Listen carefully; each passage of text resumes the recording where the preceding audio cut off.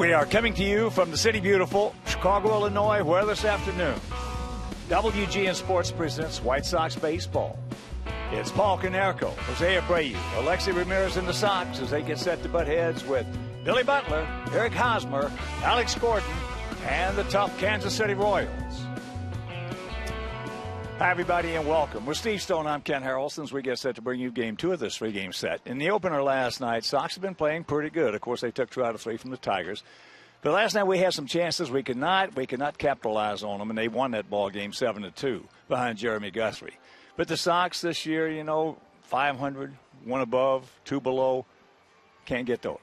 That's one of the big problems. You lose the games you should win. You win the games you are probably going to lose. And at the end, you're bouncing back and forth, and it gets to be a little frustrating. We'll show you by the numbers just exactly how it looks. 8 times this team has been above 500. 21 times they've bounced back or went up to 500. And 14 times they've been below 500. And just when you think they're going to fall out of it, they win. Just when you think they're going to take off, they fall back. And those are the most frustrating kind of seasons. Well, on the bump for us today, a man who's really been pitching better and better and better each time out, Hector Noesi. It took Hector Noesi 2 years to get his first win. But then it took him 1 start to get his second win. And in June, he's thrown very well. In fact, the last 3 starts, he's been terrific. He's getting the ball over the plate. He's throwing a lot of breaking balls for strikes. He's changing speeds and doing just about everything right. And he appears to be the solid right-hander in that starting rotation that features 3 lefties and another righty. But last 3 starts, 2-0, the ERA below 3. As you can see, he's one of the guys that is leading the way right now, and hopefully he can keep it going today. It's a lively day at the ballpark, a beautiful day for baseball. All right, Noesi against Duffy, so sit back, relax, and strap it down. White Sox baseball coming your way.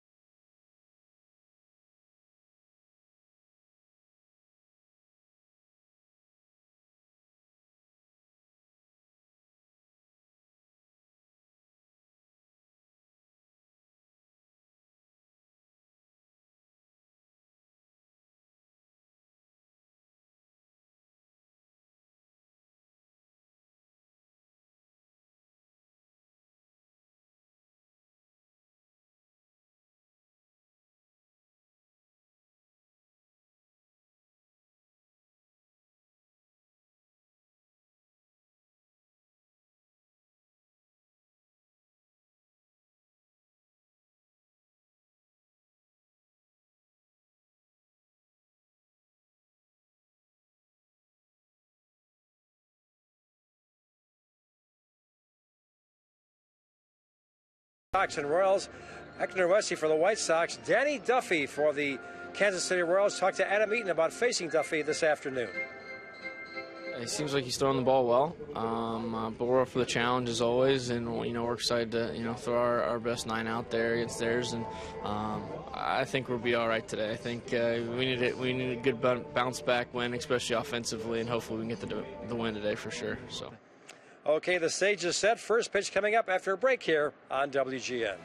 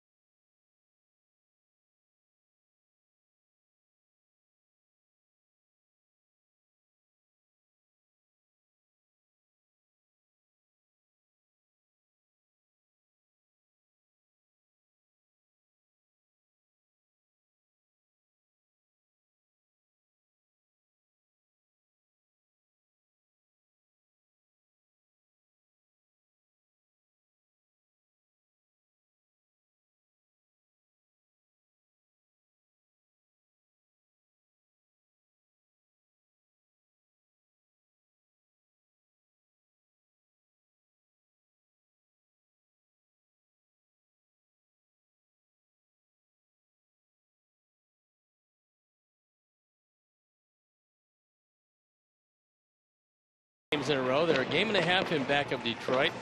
Sox come in tied with Cleveland for 4th place, 3.5 games in back of Detroit. So let's take a look at how Ned Yost is going to line up his Kansas City Royals today. Nori Aoki leading it off, and Omar Infante in the 2 spot with Eric Hosmer, who's been hot.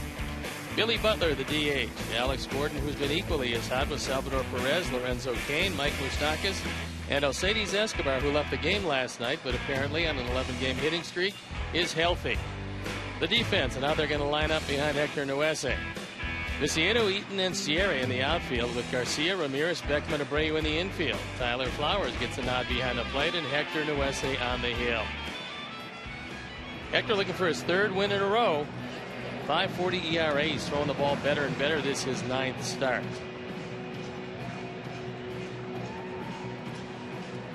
The umpires for the game this afternoon: Chris Conroy behind the plate, Paul Emmels at first, Jordan Baker's at second, and Gabe Morales is at third. So we're ready to play baseball. I'm ready to turn it over to my play-by-play partner, Ken Harrelson.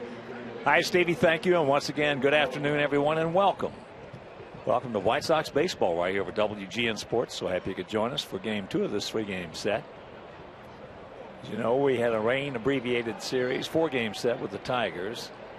We played 3. We won 2 of those. So the Sox come in 2 games under, 33 and 35. Kansas City at 34 and 32. So they're waiting for the clock to hit 110. And it just hit it. So here we go. Nori Aoki, 32-year-old right fielder, hitting at .260, no homers, 14 knocked in. He was 2 for 4 last evening. And the first pitch of the ball game. Taken for a strike. Royals come in hitting at .255 as a club with a 3.73 team ERA.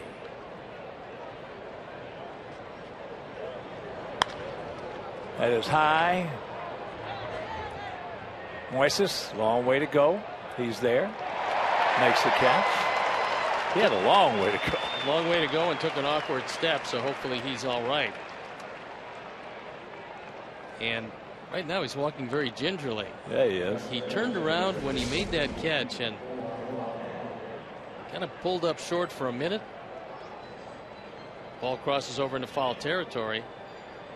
And right there, just kind of, you see him stumble and twist, but apparently he's okay.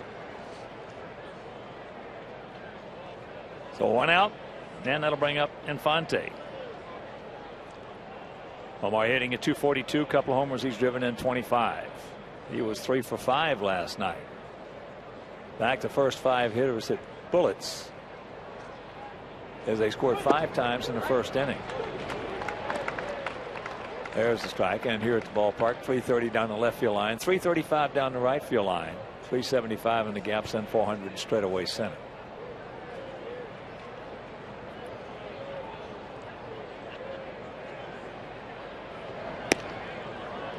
There has been one key for Hector since he started to throw the ball a whole lot better. It's been strike one.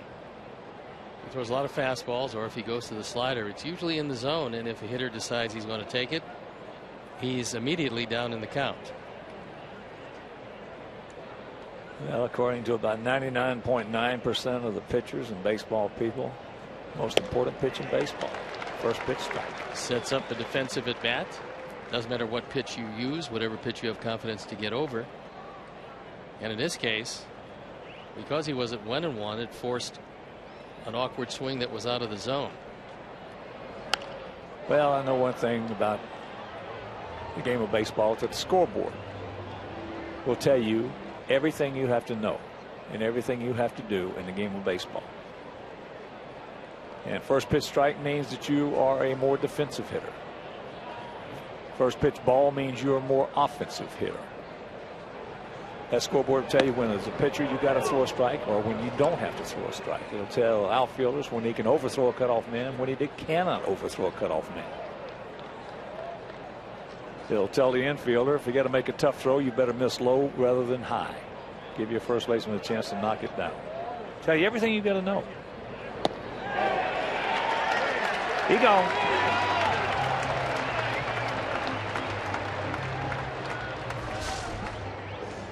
This is a good hard slider, and he keeps it out away from Infante, who, like he did on a previous strike, expanded his strike zone. So here's Hosmer. Well, that's one of the great things about the game of baseball. It's not played against the clock. You can't score when you're on defense. And when you're on offense, the other team controls the ball. Only sport we know that. When you're on offense, the other team controls the ball.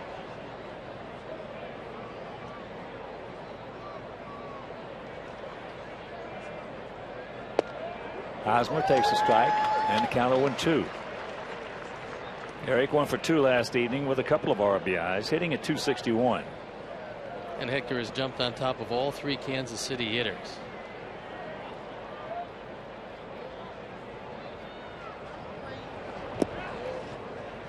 Tried to get him to bite on that one.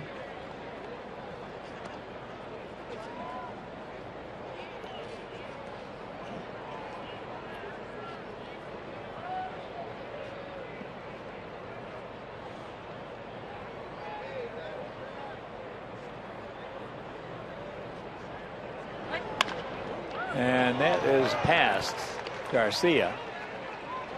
So Hosmer will pull it up with a single. And that'll bring up Billy Butler.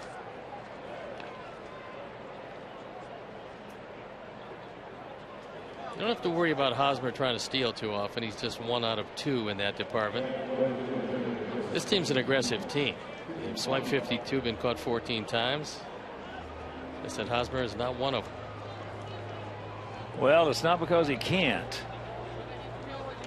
No, at times he's been in the teens in stolen bases during the course of his career. He is the left steer 11, year before 16.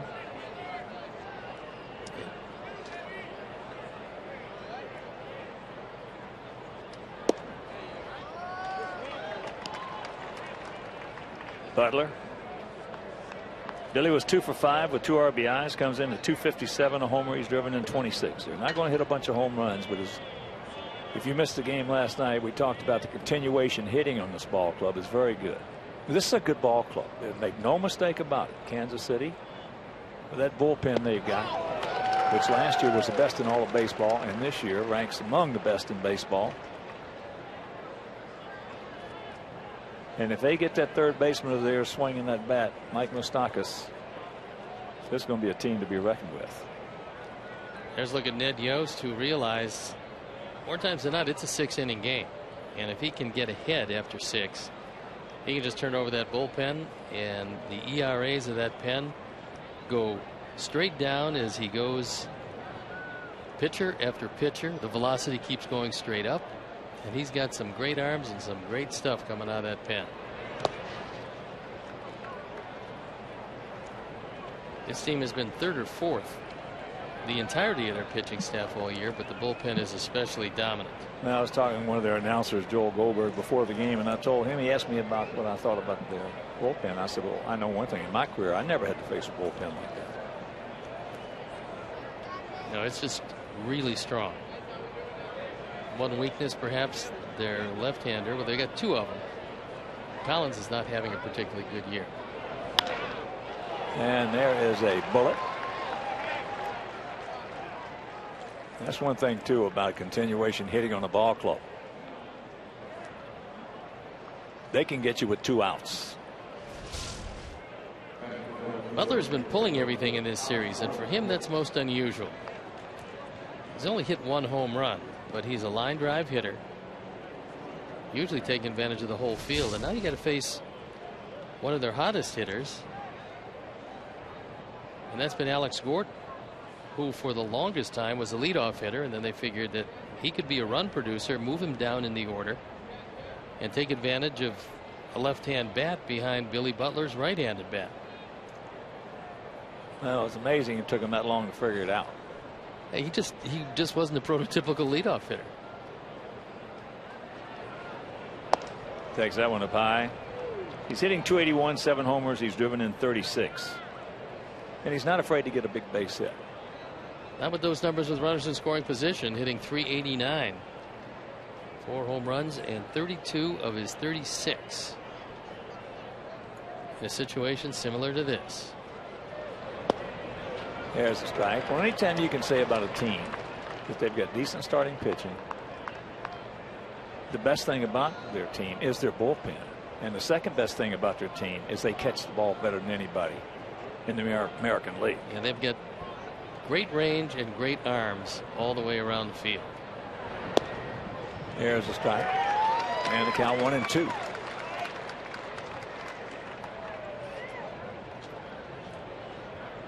Dayton Moore's done a good job building this club.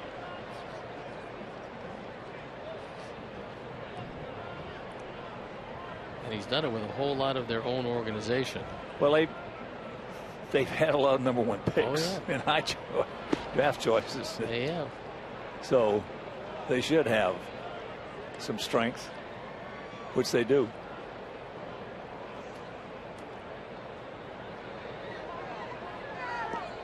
Two on, 2 out, 2-2 the count here in the top of the first if you're just tuning in.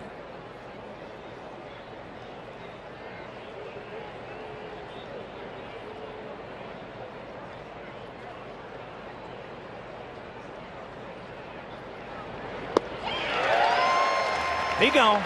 So he pitches out of it. After a half inning of play, it's Royals nothing and the good guys coming to bat.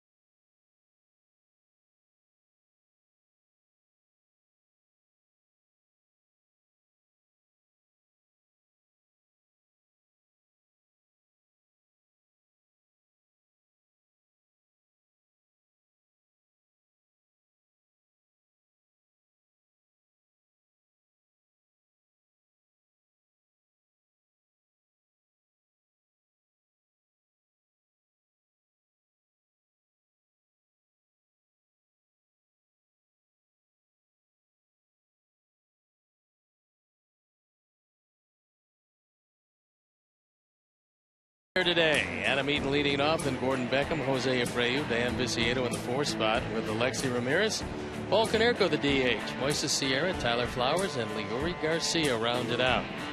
The defense and how they'll line up behind Danny Duffy. It's Gordon, Kane, and Aoki in the outfield with Moustakas, Escobar, Infante, and Hosmer in the infield. Salvador Perez behind the plate, and Danny Duffy on the hill.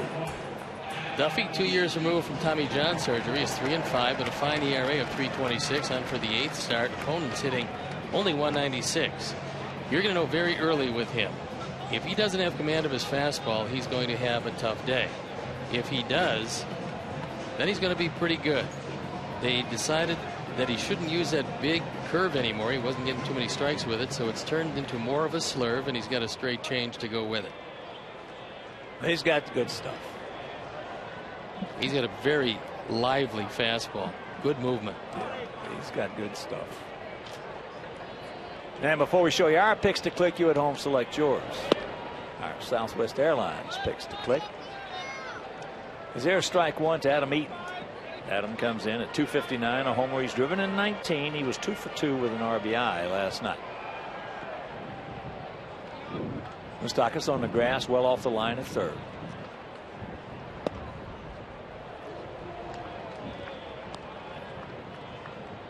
Oh, and 2 the count. Sox with a 2.55 team average, 4.32 team ERA. Sox 19 and 16 at home.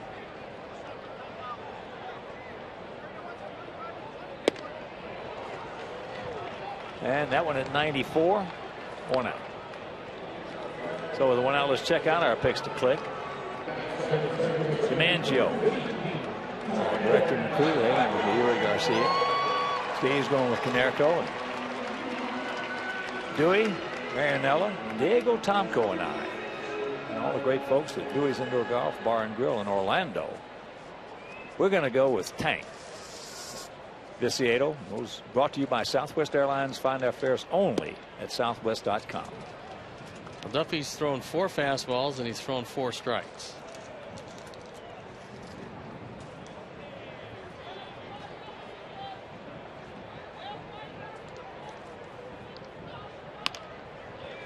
There's a breaking ball. 2 down. When you have a young pitcher with great stuff, he has a tendency to want to throw the ball through the catcher instead of to the catcher. And Dave Island, their pitching coach, said to Danny Duffy, look, we're going to have to throttle you back somewhat. He's a high energy guy. We don't want that fastball at 97, then you miss your spot. We would rather have it 92, 93, occasionally 94, and put it in the catcher's glove. And when he does that, he's very effective.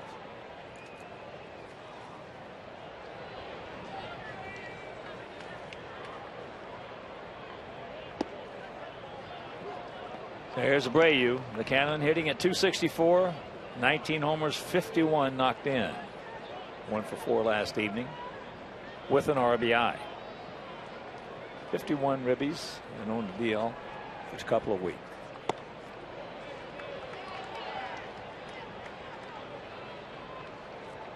Last 21 games, things have gone very well for the big man.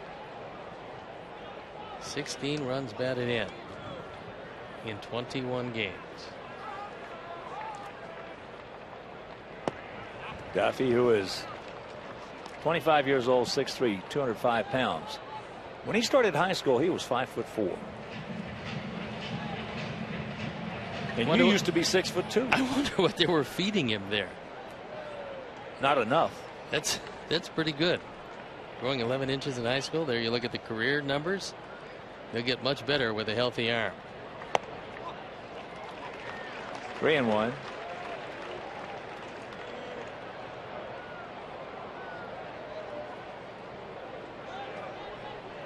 Attended high school in Lompoc, California. 3rd round pick in 2007.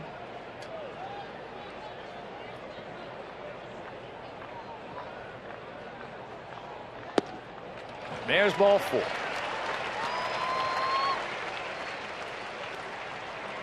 So that'll bring it Viciedo. Tank at 249, 5 homers and 21 driven in.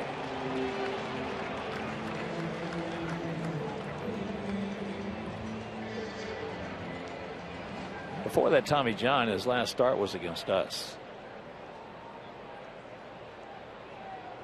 It was on May 13th at their place, 2012. And he only threw 13 pitches. I remember that game. Yeah, sure. And he came off the mound, and he knew nothing good was going to happen with that. Yeah. Infante. And that'll be tied aside after one. No score.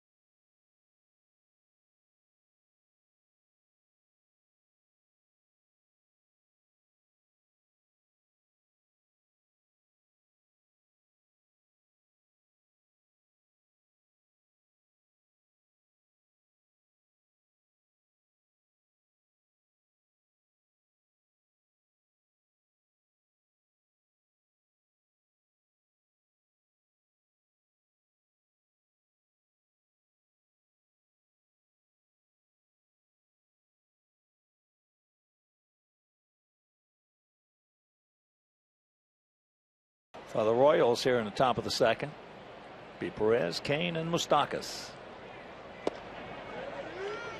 Big slider, first pitch strike. One of the best young catchers in baseball.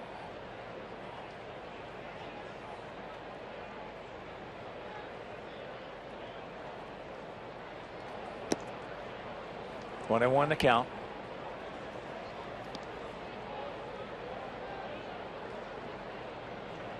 Last year, Perez hit .292.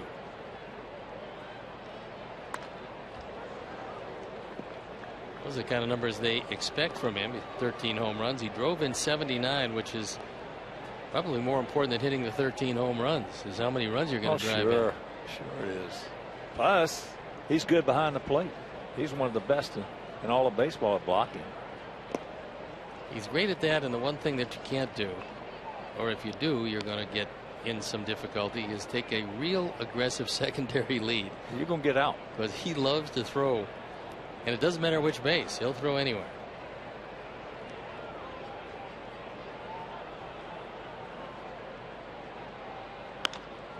That's popped up. And that's one out. And while we have a moment, I want to say hello to a gentleman who is infamous here in the great city of Chicago.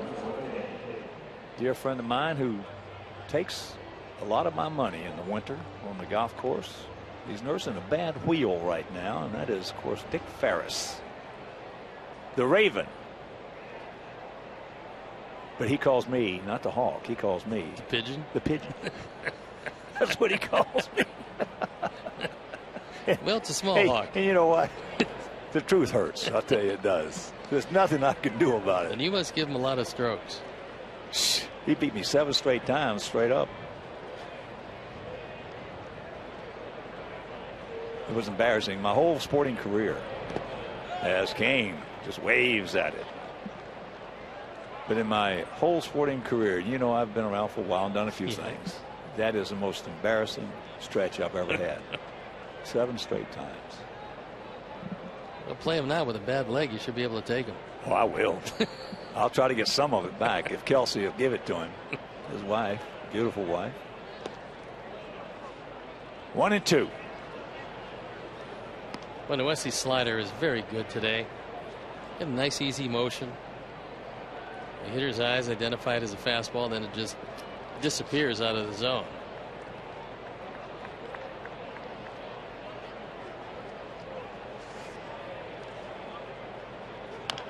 Well, with him, as you mentioned earlier, you touched on it, and it's right on the money. When he spots that fastball, he is very, very good. It's really amazing the turnabout since coming here, because when he came, he had all kinds of problems. It's well documented. We scored 7 runs in 1 inning against him as a member of the Texas Rangers. They designated him for assignment. Don Cooper saw something that he thought he could change. And boy, has he. He's gotten better each and every time out.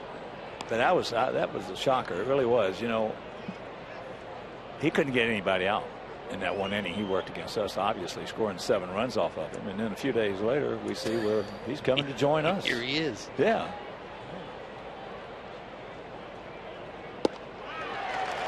There you go. 2 down. Well, after a few of those hard sliders away, just ran a fastball in off the plate inside. This is what pitching inside is, folks. It's not inside for strikes.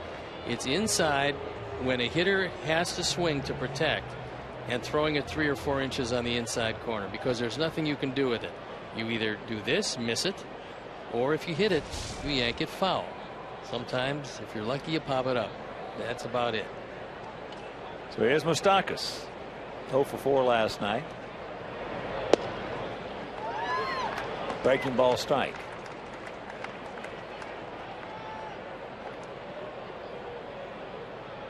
The shift is on in the infield with Gordon back on the grass. Not overly deep, but he's back on the grass. Well, when you're struggling, that's what happens. When you hit it hard, it's foul. When you put it in play, it's caught.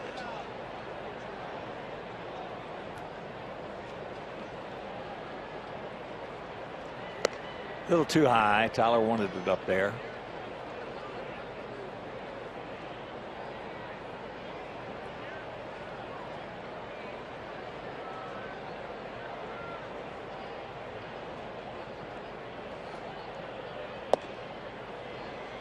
And the count 2-2.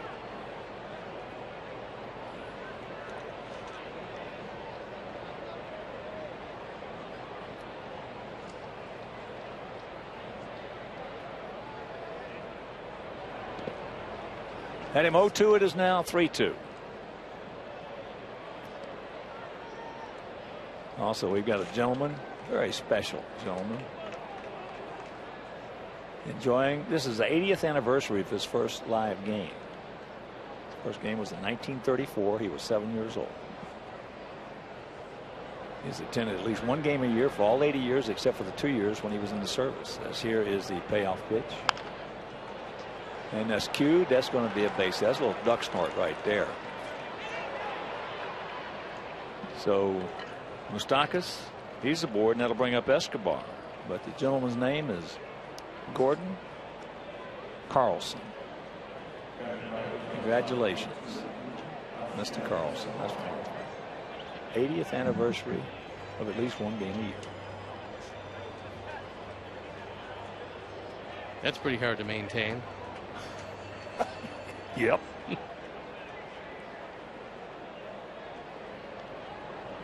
This is a guy who left the ball game last night, and it didn't look good. He rounded first base. He pulled up lame. He hobbled into second, then eventually leaving the game. And later we got the report that it was indeed a cramp, which was exceptional news for the Royals. This guy's one of the best shortstops in baseball. He is very good and a terrific base runner. Now counting this year, where he's 17 for 18. Last year he was 22 for 22, so do the math. That's 39 out of 40.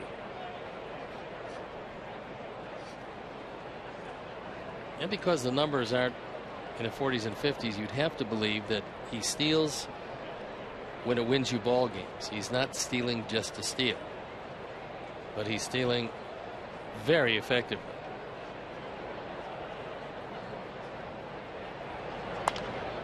That's popped up right side. El Cañon is there, makes the catch, and it'll return to the side. After an inning and a half, still no score.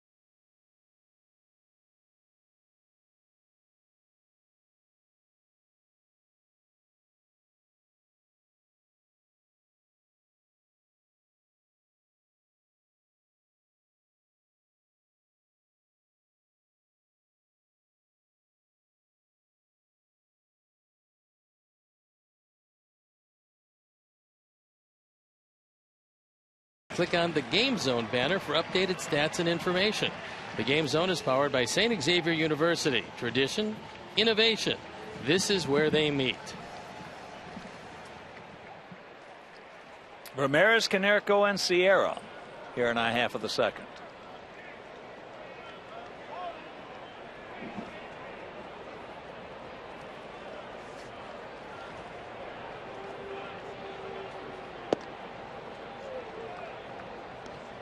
First pitch strike. That one at 92. Like I say, 1 for 4 last night, and he has faced Duffy 3 times, has 1 hit.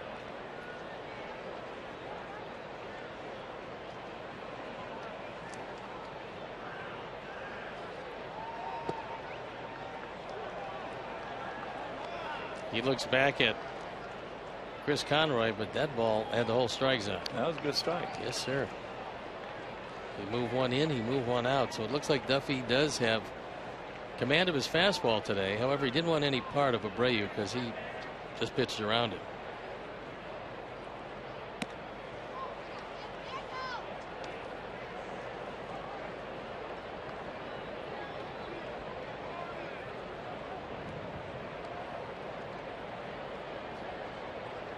Outfield, slightly to the left. Big gap out there in right center.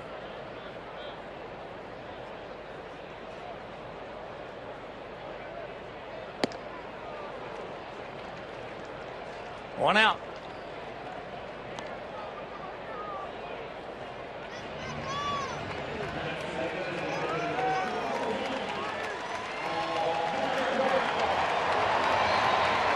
And a big hand for Paulie.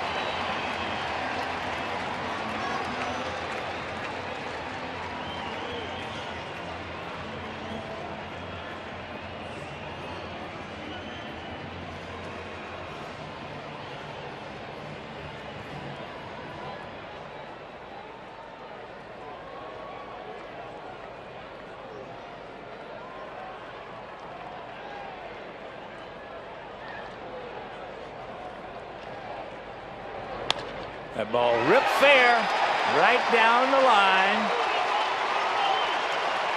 So Paulie now will have to pull up as that Gold Glove outfielder Alex Gordon gets to it in a hurry, gets it back in. He's very accurate with that arm. And you can cancel a postgame show. That's our first hit. Well, normally you assume that this is a double. And it doesn't matter even if you've got better speed than Paul. This is a double, except that with Alex Gordon going to get the carom, you're just not going to run on him. I mean, that's getting rid of it like a third baseman gets rid of it. And he puts it pretty close to the bag, so he just saved 90 feet. That 90 feet could prove to be very beneficial to these Royals. There's Moises Sierra. Got a homer, 6 RBIs. And he takes ball 1.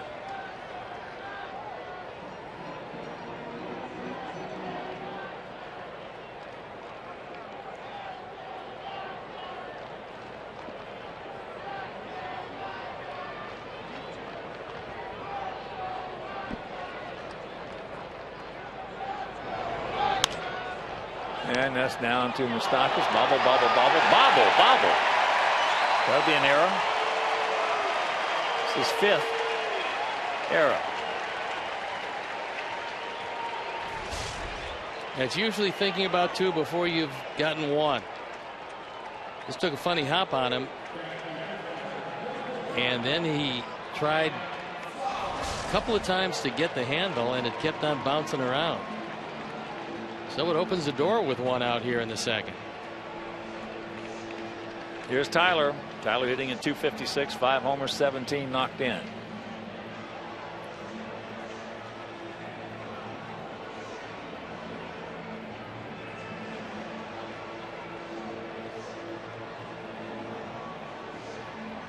First man on second base, so Salvador Perez goes out with Duffy just to make sure they have the signs correct and what they want to use with a man at second.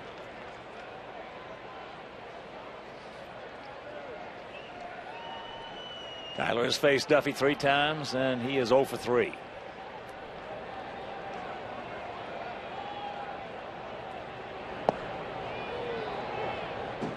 Takes first pitch strike.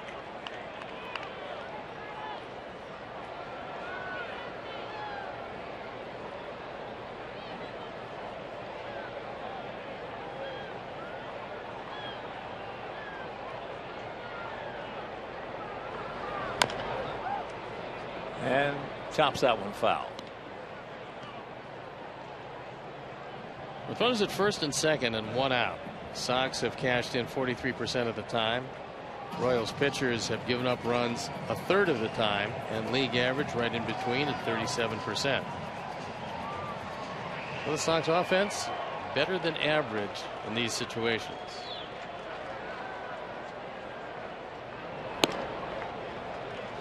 That one at 94.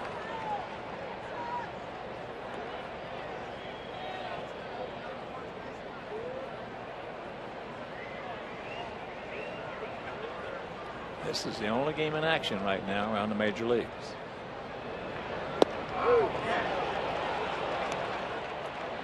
Two down. Not much doubt about that one. 78 mile an hour, a hard curveball. And this one just snaps over the plate.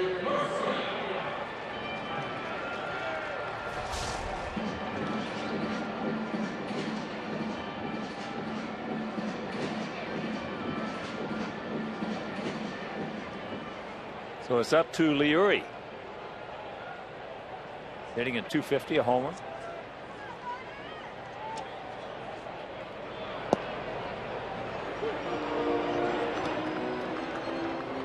And he takes a strike.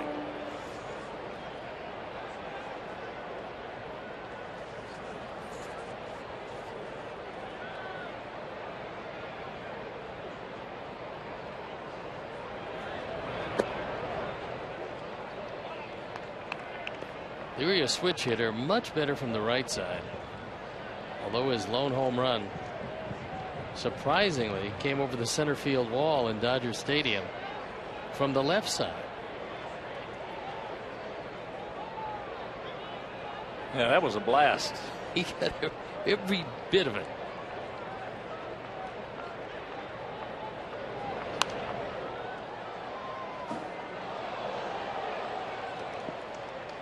Two on, 2 out, 1 and 2 the count.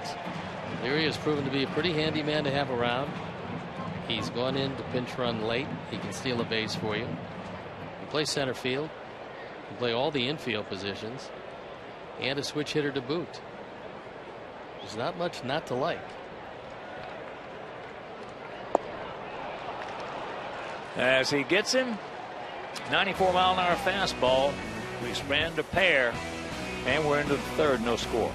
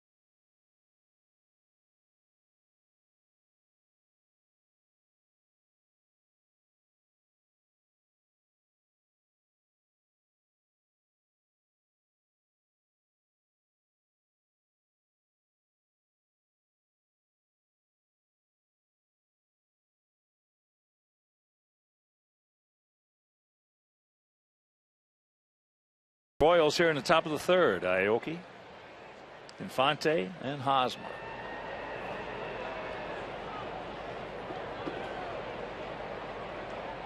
Aoki fouled out to Sierra.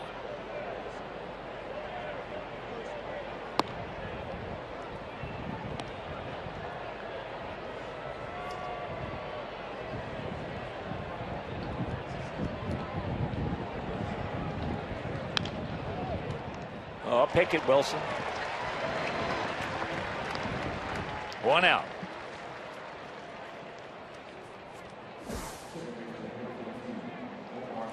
And you can enjoy pierogies and Polish sausages at the ballpark as we celebrate Polish Heritage Night on Tuesday, July 1st. Now, the White Sox are offering specially priced tickets to everyone with Polish heritage, their family and friends. Tickets start at $10 for lower level seats. So to purchase, visit whitesox.com/PHN.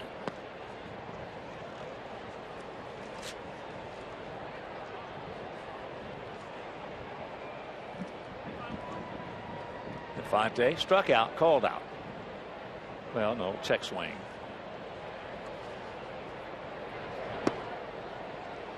2-0.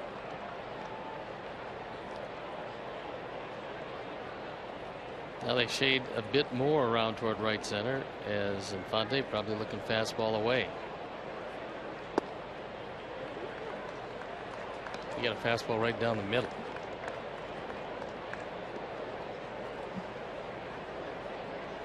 It is Father-Daughter Day at the ballpark. Chases that one. So the count 2-2.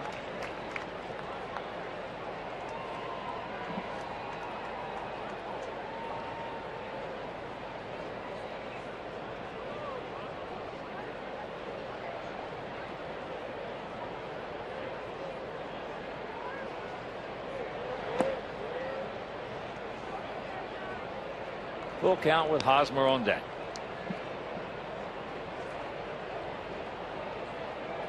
Navy's in town.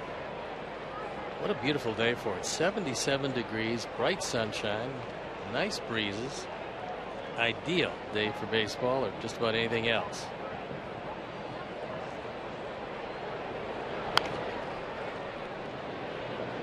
Every team right now is looking for a spark. I mean, there's a couple of teams that are doing very well. San Francisco, 7.5 game lead over Los Angeles.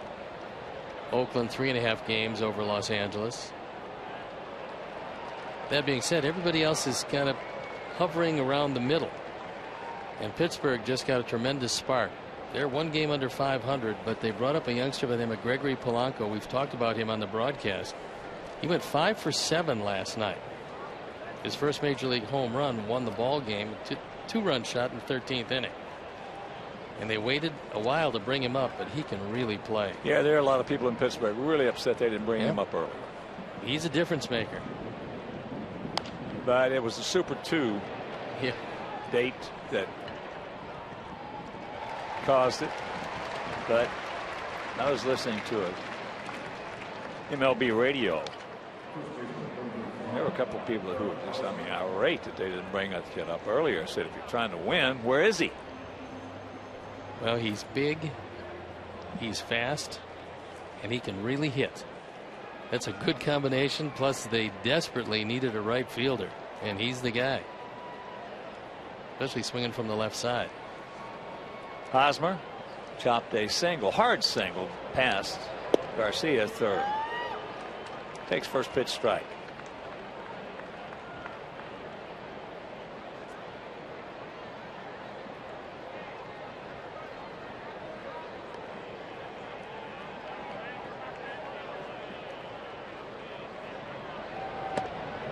Good pitch down and in. Yeah, he scored 3 runs, drove in 2, 5 for 7, hitting at .381. Nice start.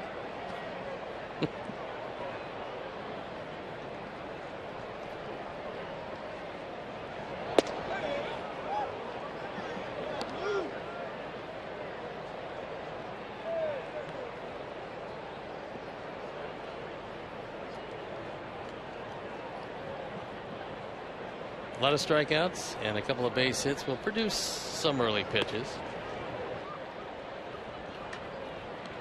Striking out Gordon with 2 on in the first inning was a big pitch because Alex Gordon has been one of their best run producers and one of their hottest hitters.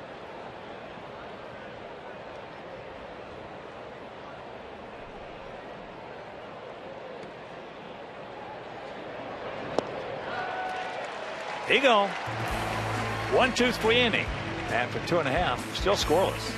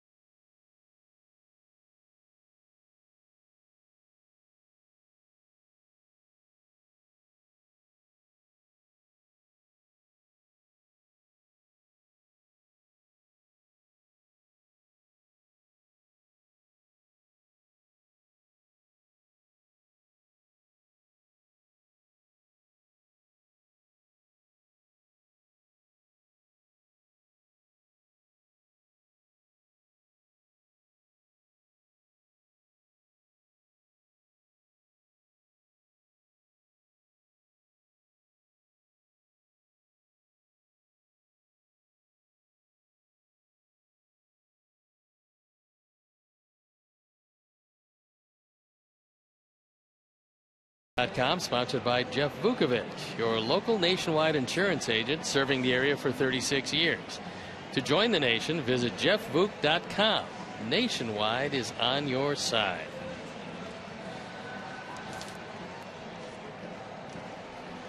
Top of the order here in the bottom of the third. It'll be Eaton, Beckham, and Abreu. And a little note on that Polanco, Gregory Polanco from the Pirates, in that 5-hit game last night. He had a home run in that 5-hit game, as you mentioned, and that's something that Barry Bonds, Jim Thome, Mark McGwire, Willie McCovey, and Mel Ott never did.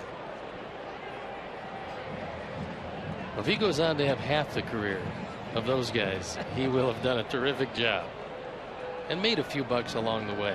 Just half. That's all he has to do. The 0-1 pitch.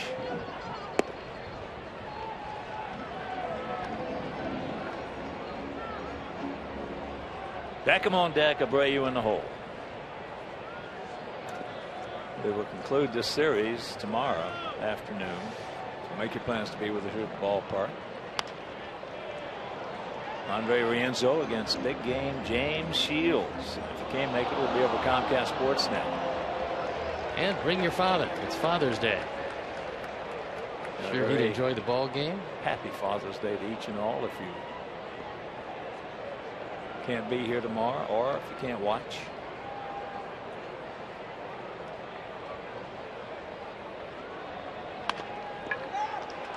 Pick by Moustakas. He can pick it down.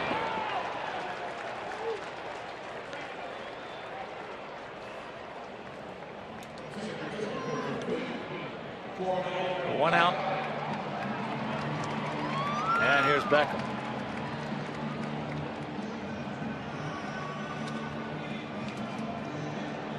We were worried last night when Gordon got hit in the hand. But fortunately, he stayed in the game. He had a couple of at-bats after that.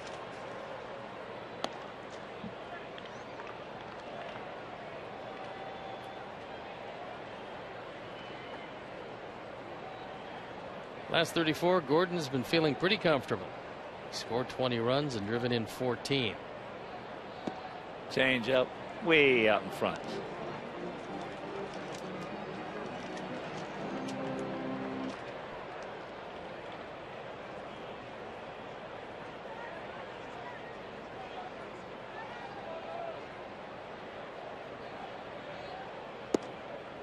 Tacks it up.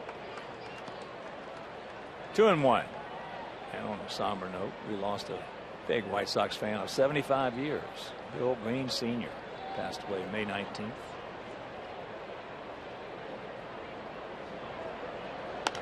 That's out of play. 75 years a Sox fan.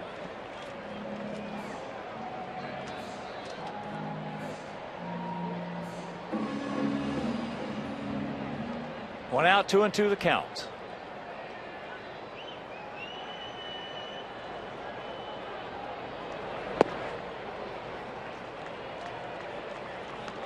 Two down. 5 strikeouts now. Danny Duffy.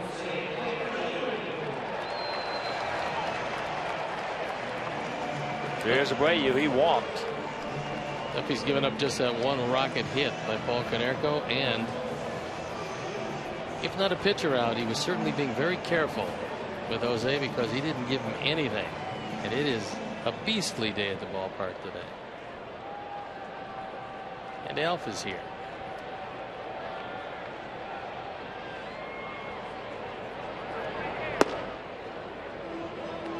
That one at 95.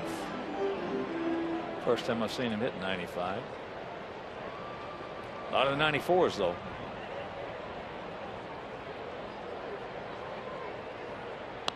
Change up. Home runs, he's third. Runs batted in, fifth.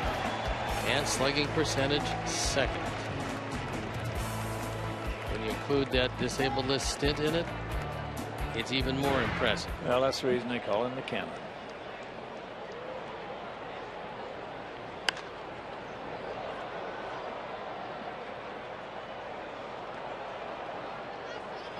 Talking about teams this time of year looking for a spark, especially with the parity in baseball the way it is today. Pittsburgh got theirs in Polanco. Just a little later this month, last year, the Dodgers got their spark. 2 of them together, actually. They had a stretch of 50 games starting on June 22nd. And in the 50 games, they went 42-8. Puig came up, and that started about 8-9 days after he got up. And then Hanley Ramirez came back. And the combination of both of those guys infused so much energy in that team that they just refused to lose. But they need some help this year. 42-8. In my career, that's the best I've ever heard of.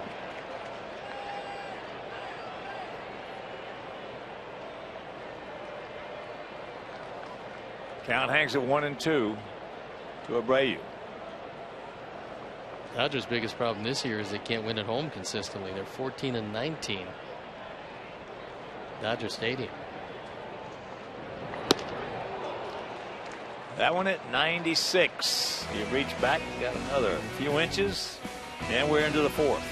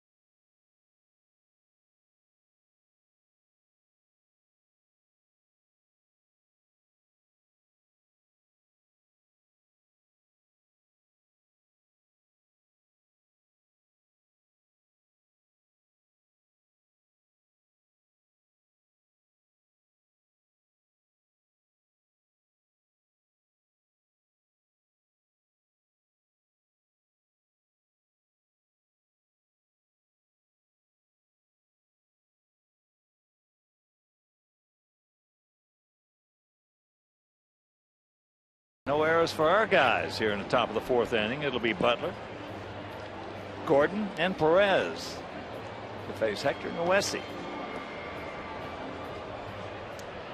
Billy Butler just ripped a single into left field.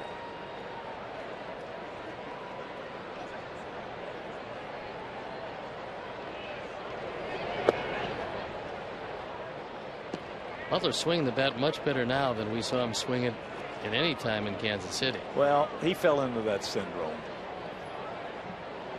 as so many good hitters do. They just weren't scoring any runs.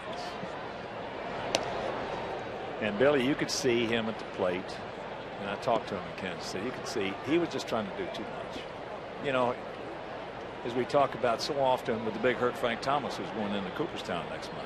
That's the only time he got out of sorts. It's when we couldn't score and he got outside of his zone. Has a count now 3-0. And he tried to lift everybody up, put them on his back and carry him. He just, you know, got himself into a funk, and that's the same thing Billy was earlier in the year. And that's the dreaded leadoff walk. And the first walk.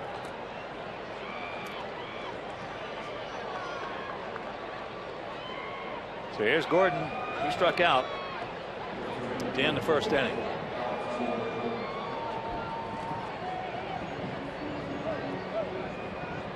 You never stop learning in this game.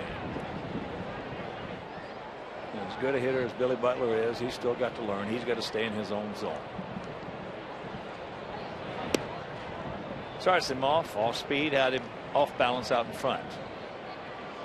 Billy always has been, from the time he came to the big leagues, a line drive hitter. Now, some of the line drives go out of the ballpark, but he's never going to be known as a home run hitter. And if he tries to do that, that's when that batting average is going to start to fall. But when you have a lifetime close to 300 batting average, you eventually get back to those numbers. Yeah. As we talked last night. At the end of the year, what he's got on the back of his baseball card this year will probably be there again. Jose playing behind Butler at first base to get a little better angle in case Gordon pulls the ball his way.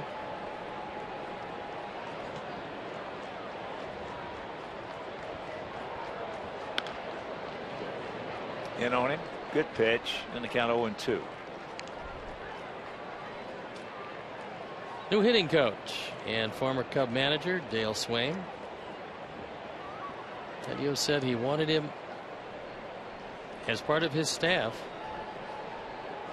Called him up, and here he is. Changing responsibilities now, but apparently taking to it quite well. And there's a base hit slashed in the hole between Leury and Alexei. Sometimes you never really know if it's a message or the messenger, and you never really know if it's a new hitting coach and what he wants to impart, or if it's just happenstance. But the facts are the facts. They were averaging 3.8 runs until Dale took over, and now they're averaging 4.6 runs a game since Dale's become the hitting coach. And that's usually pretty good. And the irony of that scenario you just laid out was the fact that he might be saying almost exactly the same thing, just semantics, just putting it different. And sometimes the message gets through to some guys who might have been struggling, might have taken the pressure off by saying, look, you don't have to do it by yourself. We have a lot of other guys here who can do it. You be one of the guys, not the guy. Well, some of the worst things you can do when a club is scuffling is start talking about mechanics. That's just some of the worst stuff you can do. I got to believe that probably didn't come into the conversation when he went from the third base coach to the hitting coach. Yeah, you've got to talk approach. We talk about Ted Williams so often because Ted could articulate hitting better than anybody I've ever heard. I mean, he could slice it and dice it for you. His first rule was obviously get a good pitch to hit. That's his first rule. I mean, that's baseball 101. Second rule was take your walks. Take your walks. There's the strike. And the count 1-2. But then when you wanted to get into specifics, what he in essence what he was telling you was let your thoughts dictate your mechanics, not your mechanics dictate your thoughts.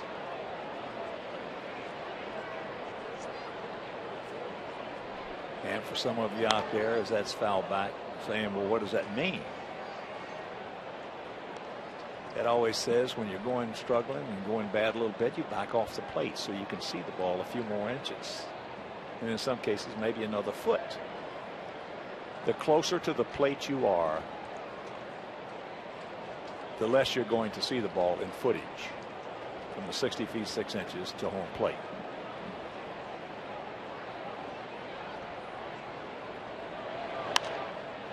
The further off the plate you are, the more you can see it. Now, does that mean you got to hit back there all the time? No, it does not. But what he's telling you is that when you're going bad, make some adjustments, move around in the box, back off the plate a little bit. Now, as you start swinging the bat a little better, you can move back up on it if you want to. That's also become a lost art in the game, though, because you see guys setting up in the same spot consistently, regardless of how well or poorly they're going. Well, to validate what Steve just said, we could take the game film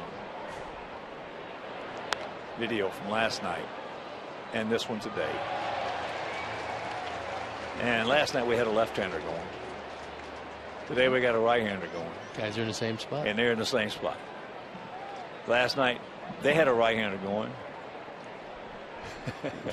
Today they got a left-hander going in the same spot.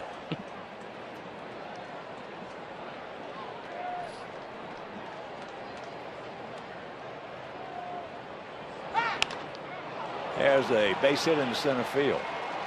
They're going to hold Butler. Adam Eaton can throw. Meanwhile, that leadoff walk's got Noesi in a whole passel of trouble right here, and here comes Coop. Those leadoff walks will get you in a whole bunch of trouble. Billy Butler read this ball well, but there's no way in the world that he's going to score. So you hold him up with nobody out. Adam gets to it quickly, but maybe somebody else. He might have had that play at the plate. Well, in our outfield today with Viciato in left, Eaton in center, and Sierra in right, there's not a better throwing outfield in baseball.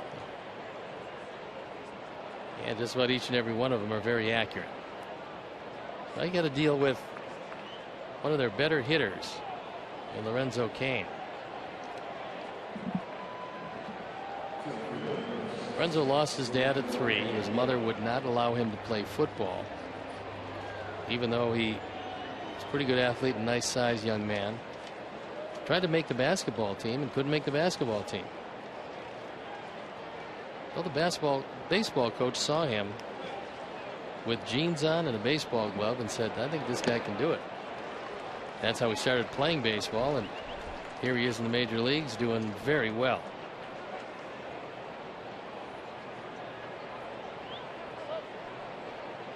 Not much speed at first and third. Pretty good speed at second.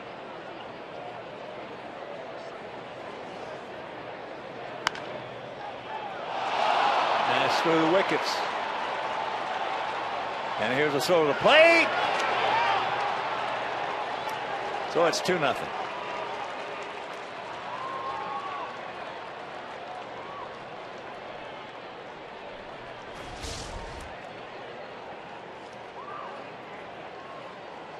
Goes E5. Not an RBI on the play. And Leary, knowing that Gordon had pretty decent speed, doesn't set himself. The throw is off the mark. And the first runs of the ball game. And still nobody out with runners at the corners. So here's Moustakas.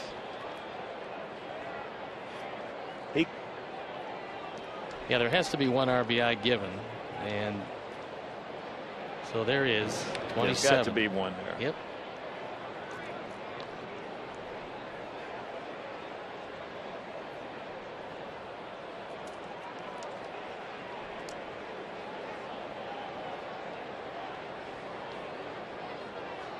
Moustakas just cued that single in the second inning, just onto the outfield grass.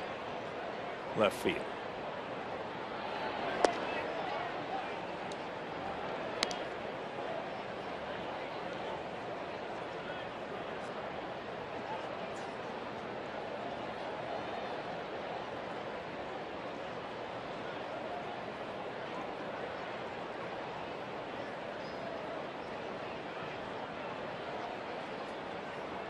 Kane, good lead.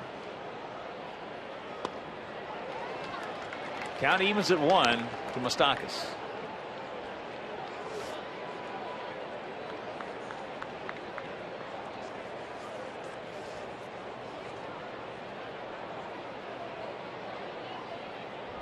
Kane is 6 for 6 in stolen bases. Doesn't run all that often, but he runs very effectively.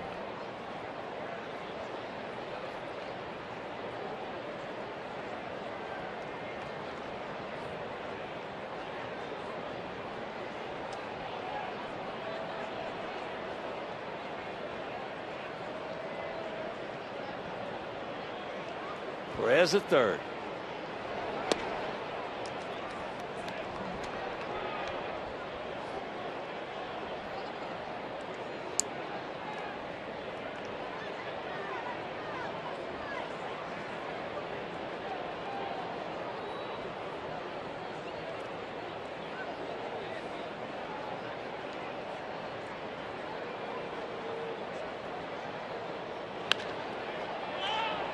There's a high pop up. KCA can't get there. So they don't get him a second either.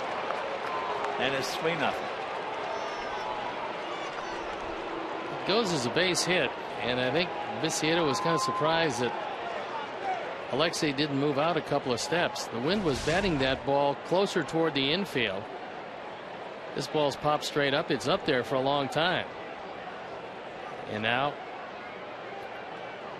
he calls for it and just misses it. Well, it's a ball that should have been caught. Yeah, it wasn't. Just that simple. First rule in baseball, you got to catch the baseball. If you don't, you're going to get beat.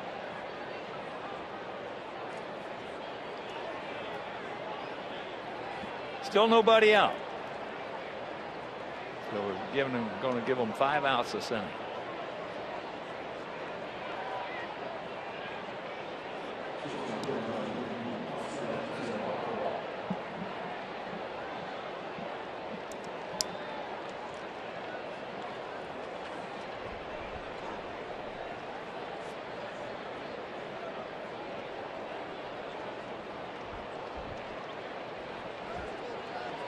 Here's Escobar. He fouled out to Abreu.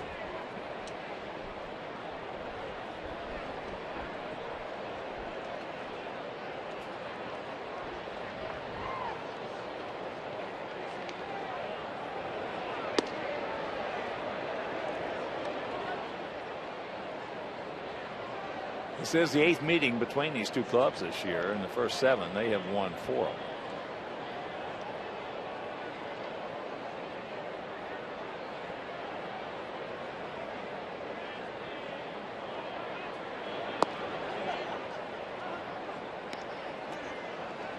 Been especially tough time in this ballpark against the Kansas City team. I believe it's 8 of the last 9 against that ball club have gone Kansas City's way in U.S. Cellular Field.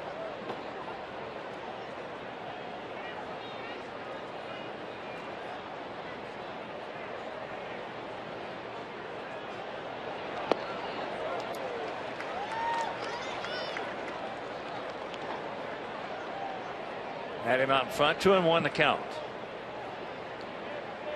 Just joining us. Started with a leadoff walk to Butler. Single by Gordon. Single by Perez. Error. And then the pop up that was not caught.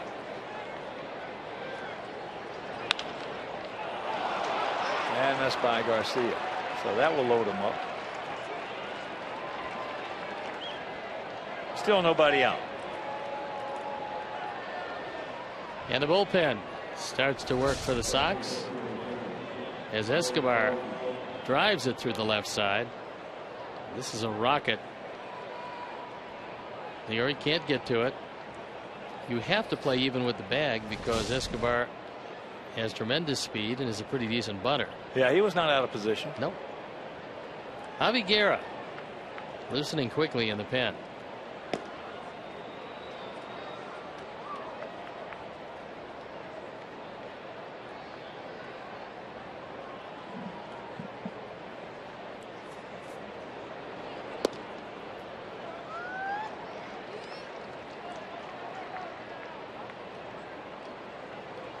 Well, it's another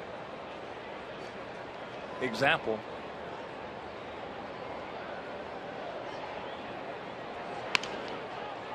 All right, take your time. So one more scores, but it's another example right here of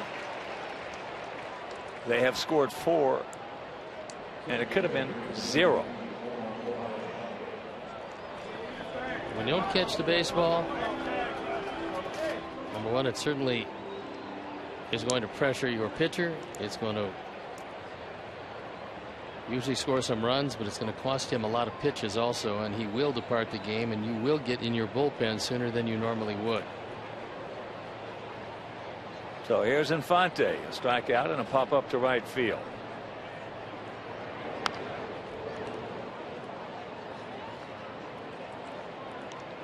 Last night, a different story in the first inning when they scored 5. They just scored 5.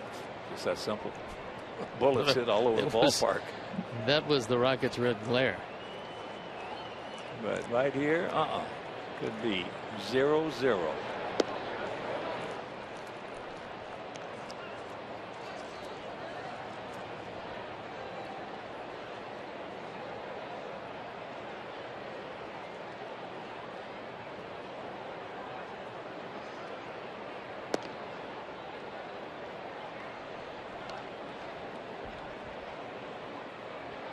This will be pitch number 85.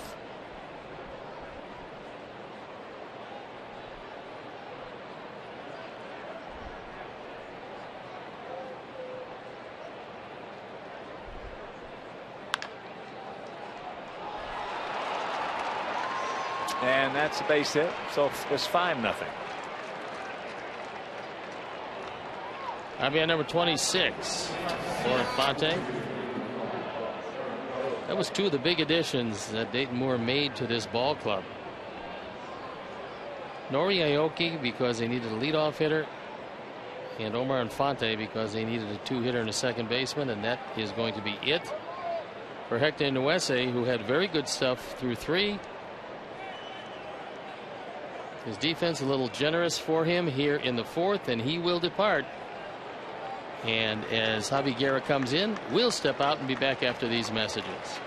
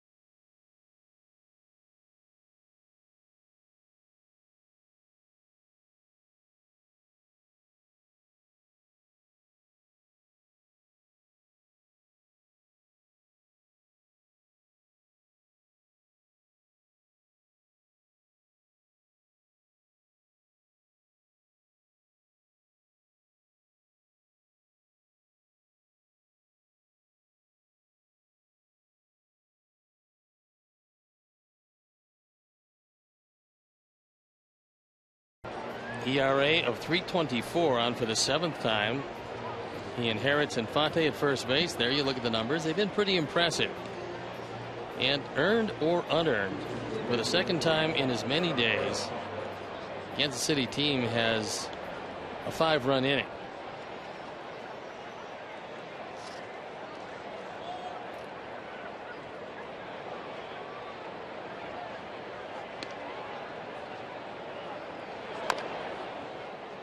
Chops that one foul. Well, there's 1 run that's earned. And as we said, if you're going to catch the ball, come to home plate, go to first for the double play, there would have been no runs this inning. Yeah.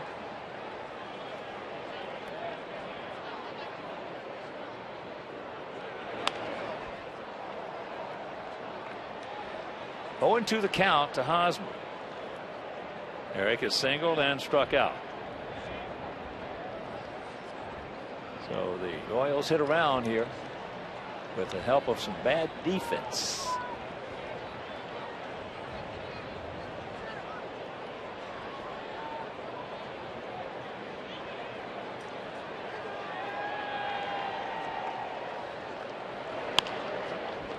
Nice pick by Abreu. Beautiful pick right there. So that'll end the inning, but the leadoff walk, the bad defense, they score 5 and lead it 5-0.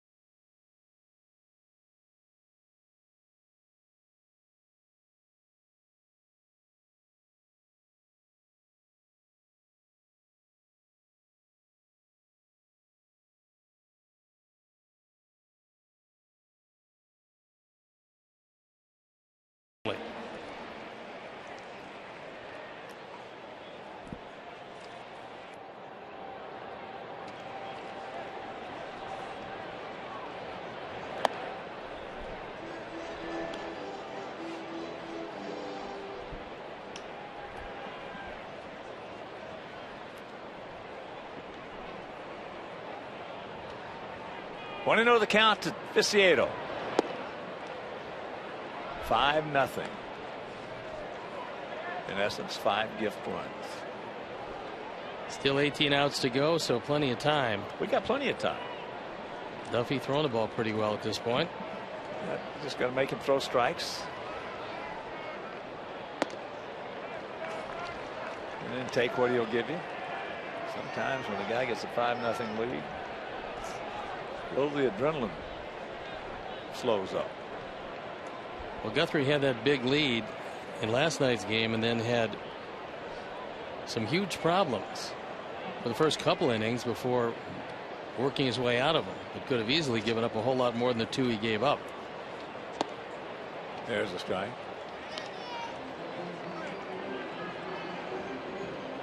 I told you that story about Roger Clemens when he was with the Yankees. Yep. Going to the in Yankee Stadium, going to the top of the third, he had a 9-0 lead. Moustakas. And it's out number 1. And I'm thinking you can wrap this one up and send it to Cooperstown. He never got out of the third. It's pretty amazing. And any of us who have pitched have had very similar experiences where you have a big lead. What's the biggest lead you've ever won? Well, I remember a couple of times having 5-run leads into the 5th inning and not making it out of the 5th, only to see my team go on and score in the teens. So that wasn't very pleasant because you're giving away wins. You can't, you know, all you got to do is get through the 5th, and you can't get through the 5th.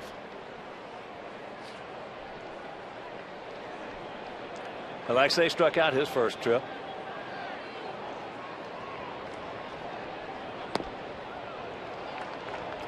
So he fell behind Viciado. He falls behind Alexei.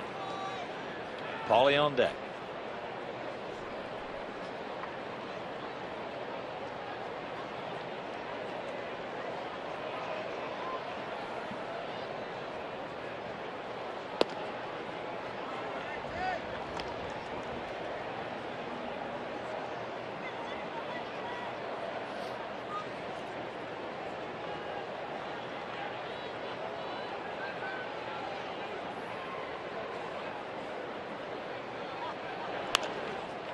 That's popped up right side.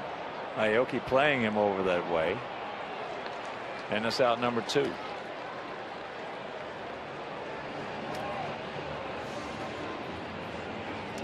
And you can show off the colors of your alma mater at College Day on Wednesday, June 18th, with specially priced tickets for all college and university students, alumni, faculty, friends, and family. Now, tickets start at just $10 for lower level seats. So get your tickets by visiting whitesox.com/UNIV.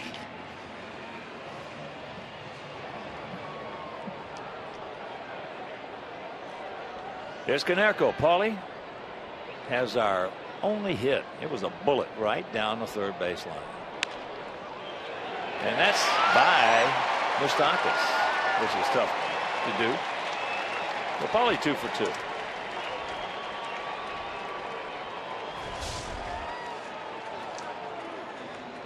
Two-out base hit.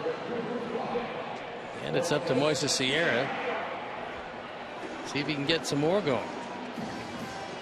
He hit a little routine ground ball to Moustakas. He's already made 2 real good plays here in this game, but he bobbled that one, made an error. That was the easiest of the 3. Yeah, oh, for sure, easy. Stay fair. It will. Down into the corner for Paulie. Will pull up at third on the double by Moises. Now this becomes a huge at bat right now for Tyler Flowers to get us back into this wiggle. That appeared to be a high straight change. It is a high straight change, and normally, like most high straight changes, it gets hit awfully hard. No chance to break through.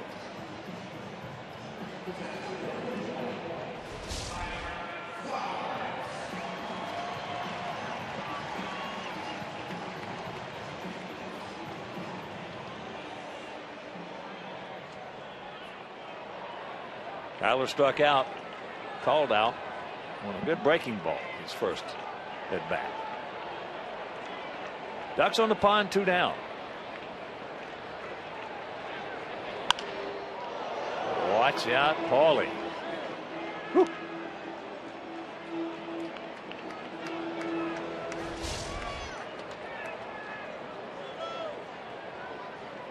Paul showing some pretty quick reflexes still. That one could ruin your day. That was hit awfully hard. Your week and your month. if it gets in the right spot. Got time, low throw. Hosmer can pick it over at first base. Kansas City can catch the baseball just about as good as any team in the game.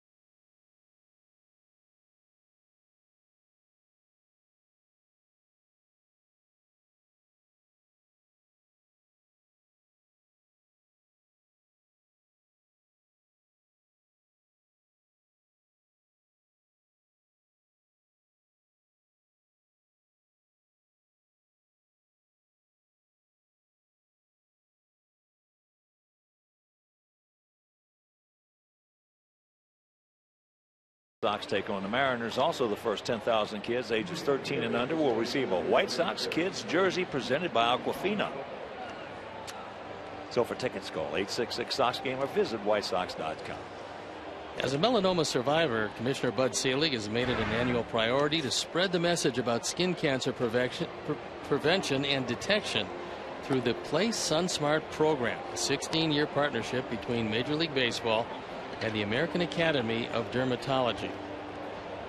And on a day that is as sunny as this one, sunscreen is absolutely a must. So for more information and tips to protect yourself and loved ones, they can be found at playsunsmart.org. Well, between Dick Ferris, you and me, we're an annuity for our dermatologists. There is no doubt. I have mine on speed dial. I'm telling you, it's unbelievable. Mine. But we were, look, John Meisenheimer down in Orlando, Lucky Doc. He just waits for me to come home every October. We spent our entire youths in sunshine playing various sports outside. Nobody ever mentioned anything about sunscreen or anything like that. So we are now paying the price. I didn't even know what sunscreen was.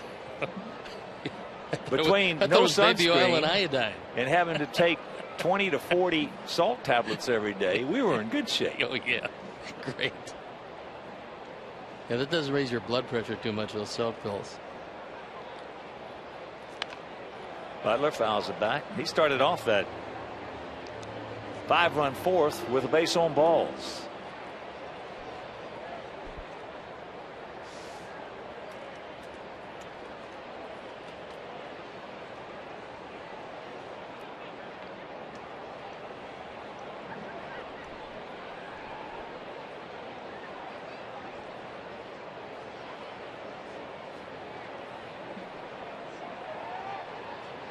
Butler now 3 for 6 in the series.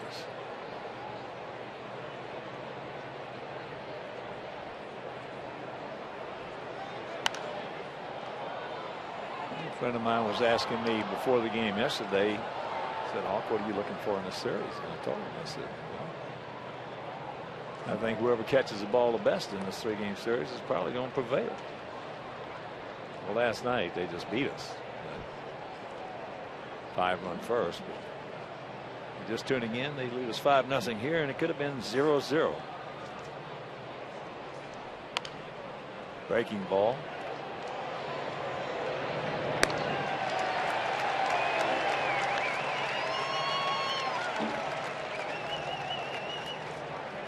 As we move along and you get closer to 9 outs to go in the game, you play right into Kansas City's hands if in fact you don't have the lead, because their bullpen is so dominant that it's difficult to score too much off it. And Ned Yost kind of feels the same way. If he's trailing, he realizes that whoever he's playing is going to have a good enough bullpen to make it difficult to score runs. The Sox bullpen has been good enough over the last 3 weeks where they've made it pretty difficult on the opposition late.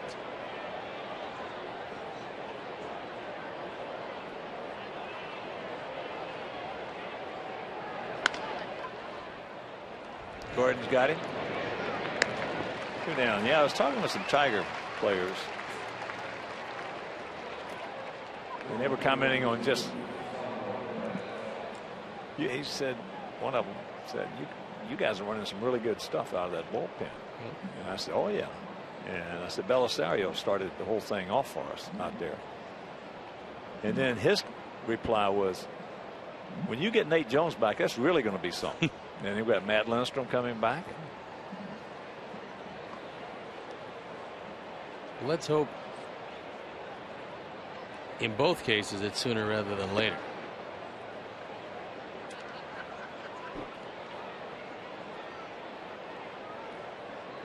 Battle of bullpens.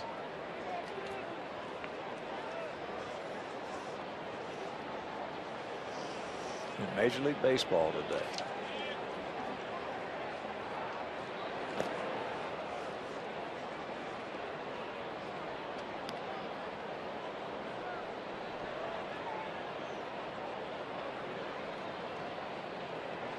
One guy primarily is a reason for that.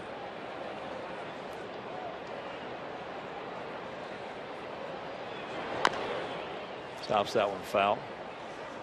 Salvador has popped up to first, singled, and scored. And that was back in the 70s that it started. Tony La Russa. He decided he loved the idea of one-inning closer. He was the guy who first came in with the 8th inning guy, and then he was also the first guy to come in with the 7th inning guy. Changed the culture of the game of baseball.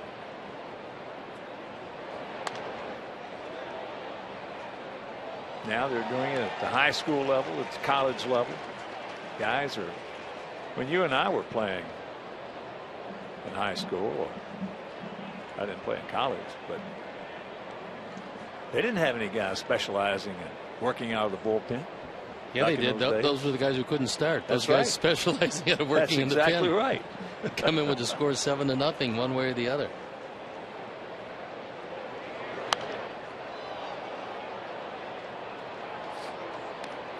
Of course, some managers have taken it to an extreme. They're like a horse. First 3/4 of the race runs well, and then all of a sudden gets to the last turn and out of gas.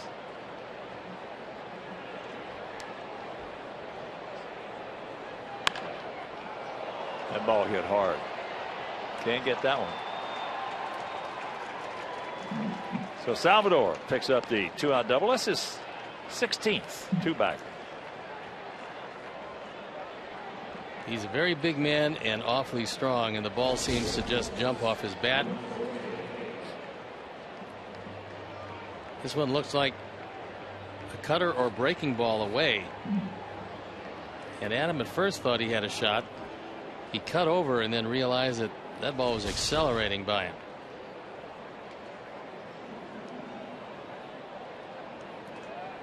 That'll bring up Lorenzo Cain.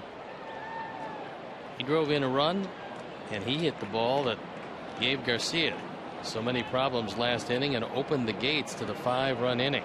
Yeah. If Leary could come up with it, come home to first, get the double play, there would have been no run scored.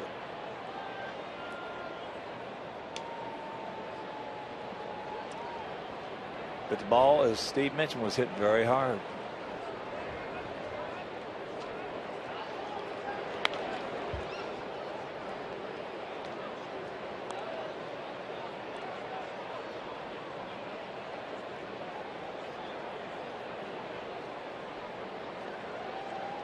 After this 3-game series, Kansas City heads to Detroit for a 4-game series. So things certainly getting interesting in the Central. That's in the left field off the end of the bat. We're halfway home. We trail at 5-0.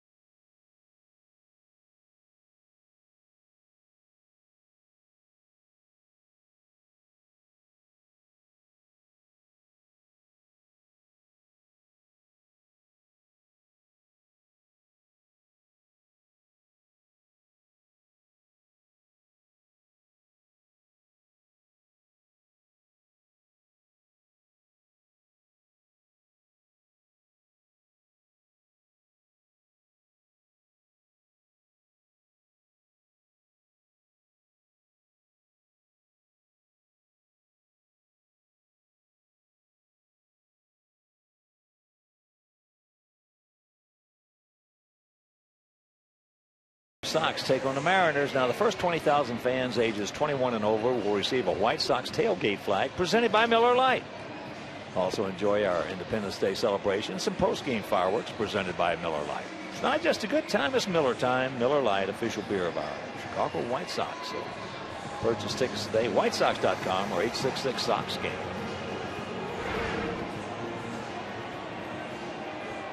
And tomorrow, Nickelodeon takes over the Xfinity Fundamentals deck to promote the upcoming Kids' Choice Sports Awards on July 19th.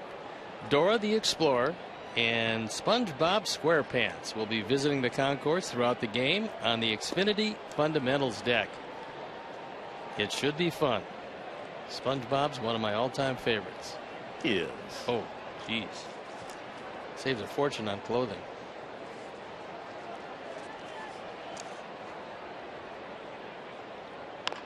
Chops that one foul. So Leury struck out his first trip.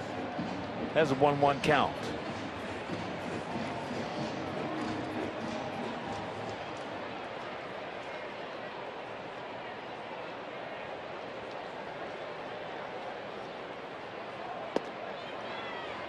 Breaking ball, a curve. Got it up. He couldn't do anything with it.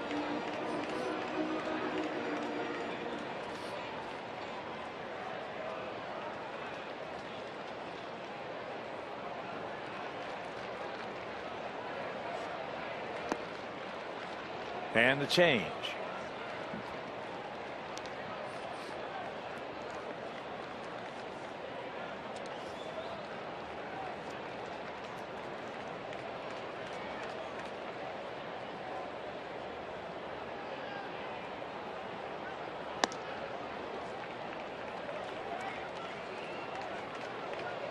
Full count. Don't help him out. Ball full base hit. We need some base runners.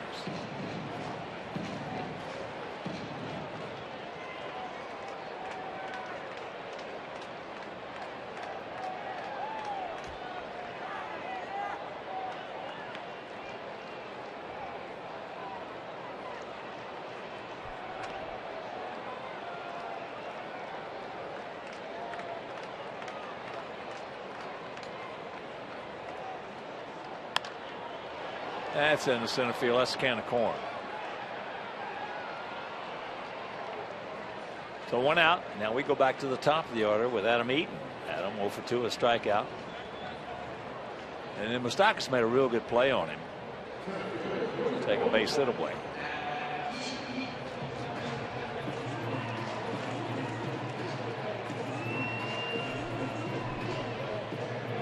Moustakas in very close at third, but Hosmer back 3 or 4 steps to the bag at first.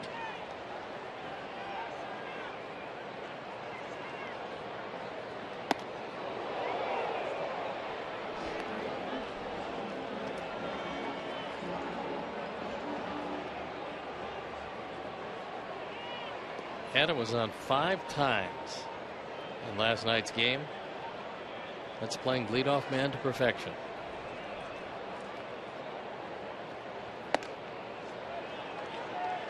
Two and 0 the count.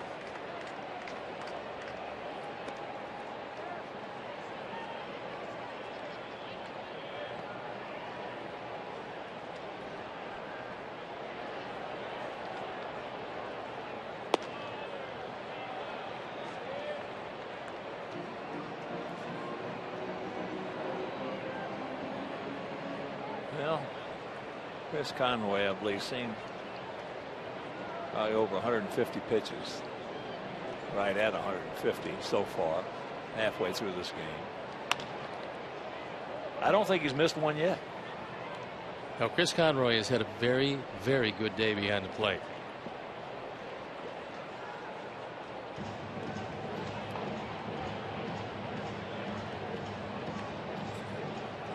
That's pretty good. See, about 150 pitches, not miss one.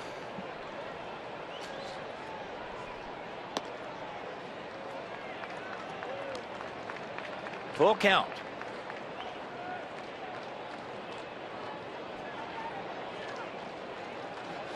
That last pitch was a total of 168 he's seen and hadn't missed one.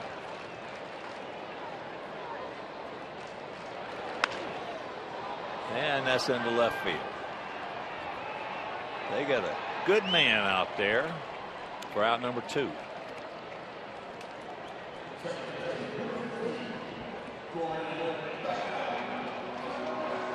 So here's Gordon. Gordon is grounded to second and struck out.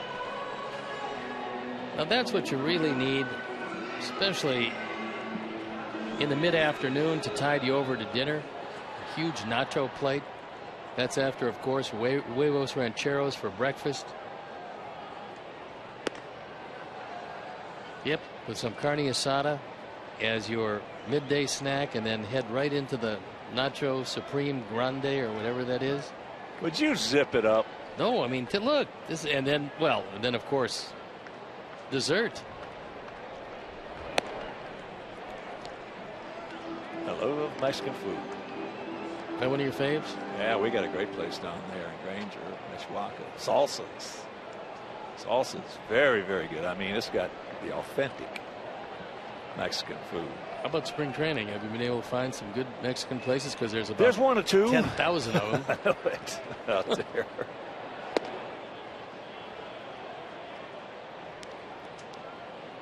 Yeah, what's the name of the one? Blanco? Blanco's good. You're talking about Scottsdale Road. Yes, yeah, very Blanco's good. very good.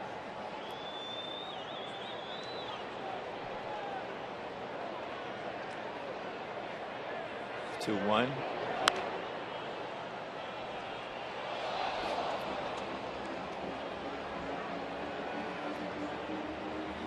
Two balls, 2 strikes, 2 out. 5, 9, and 1 for them. 0-3 and a huge 1 for us.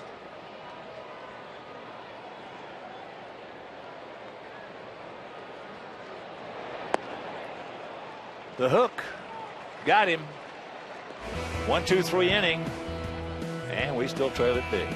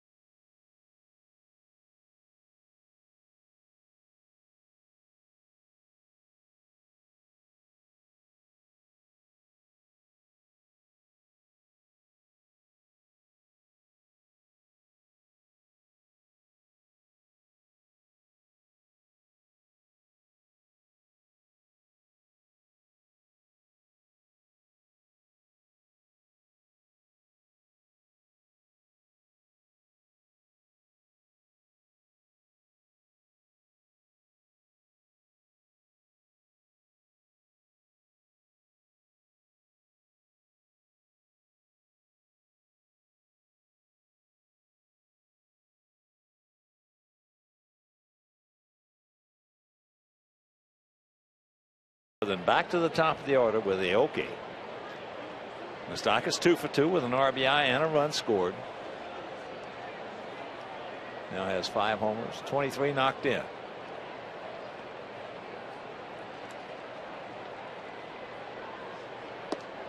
Mike was a terrific third baseman. He's made every tough play he's had today and last night, and he booted the easy one. If he can start hitting, this entire lineup's going to be a whole lot tougher. And he hit every step of the way up to the major leagues. They expect that he's going to do it.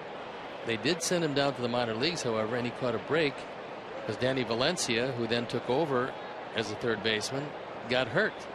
And when that happened, they called Mike back up. And now he's got to show them that he can stay in that lineup and produce. Pops it up. Abreu. Well, the ability is there. There's no question about that. We've talked about this many times. The ability is there. It's all between the ears right now. And if they can give him the right approach, not the mechanics, but the right approach to go to the plate, he's got a chance to be a heck of a run producer. Well, Dale Swaim just took over, and could very well be that he will be the guy that somehow finds a switch to turn on the light that gets Moustakas to extract all that ability that he has and bring it to the park between the lines every day. Well, the first thing you look at when a guy is really struggling like he has, okay, the first thing you look at a guy like that, can he cover the fastball? Yes, he can. Yeah, appears to be able to. Sure. Yes, he can. He can cover the fastball. If you can cover the fastball and you get the right approach, you can hit big league pitching. Now, if you get to the point that you can cover the fastball, but you're not covering it because you got mechanics on your mind, you're dead. You're gone. Well, you do somewhere along the line have to work on mechanics, and when is the time to do that? You're talking about strictly batting practice thing and then forget about it when you go to bat? There's always a place, and that's batting practice. That's what's called batting practice. You practice your batting, and that's where you work on your mechanics. And then when you get there, you got to figure out approach. The greatest thing, as I've said it, you've heard me say it 50 times. One of the greatest hitters, if not the greatest hitter to ever live, Ted Williams. As there's a shot down into the corner.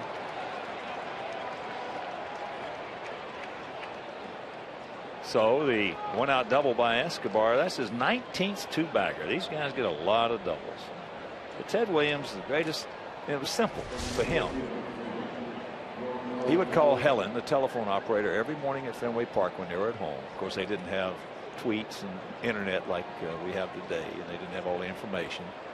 But she knew his schedule, and she would try to find out. She would call Detroit or Cleveland, whoever they were playing, and she would get the pitching rotation. He would call Helen. She knew his routine. He wanted to know, first of all, which way the wind was blowing. If him.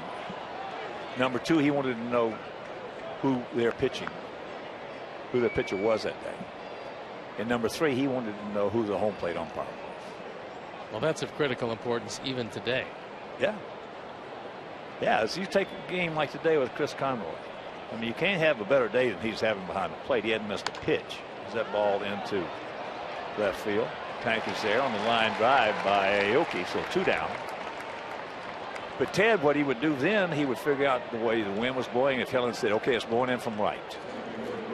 He was a left-handed hitter, and that's 380 out there to right field in Fenway. Then he would figure out the best stuff that this pitcher had. Say it was Jimmy Jones, who had a real good curveball. Fastball was okay.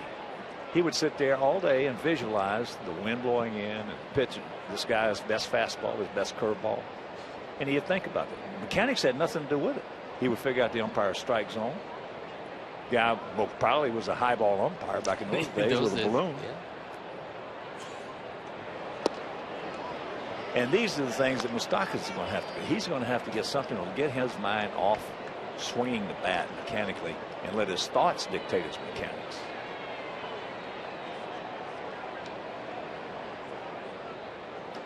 Infante is 1 for 3 with an RBI.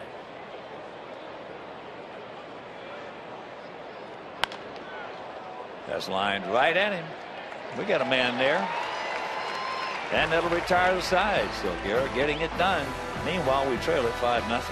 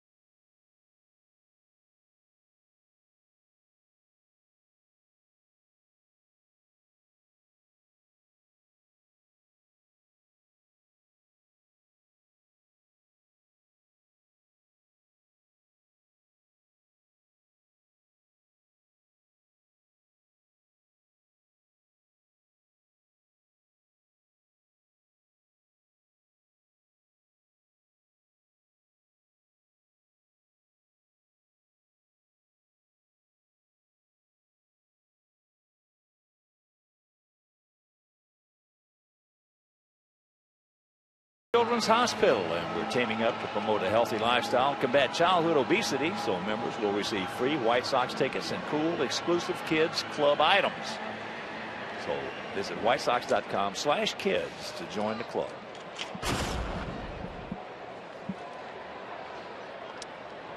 Abreu has walked and struck out. Danny Duffy, 25-year-old southpaw, with good stuff.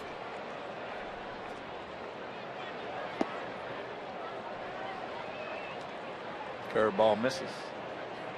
Duffy has not made a mistake to Abreu yet. He's made some very good pitches. First time couldn't get command of the strike zone and walked him fairly easily. Well, your first assessment was right on the money. He went right around. Yeah, I mean, he felt at that point, first inning, you got the first two guys out. You got a right-hander coming up next in Viciado, who he felt, whether he could or not, but he felt was a whole lot less dangerous to him than Abreu was. He's also probably seen some tape of Abreu homering the first time up in a few games this year. That one at 93. Scott Downs is loosening up. Javi Guerra has done a nice job in relief of Hector Nuesi, who also deserved a better fate.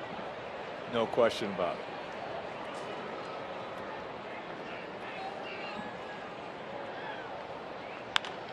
That ball hammered. Foul. Dadgummit. That wasn't a mistake either, but good hitters hit pitches that are not mistakes. That ball was up and in. It was just out of the strike zone. Jose just missed a two-base hit.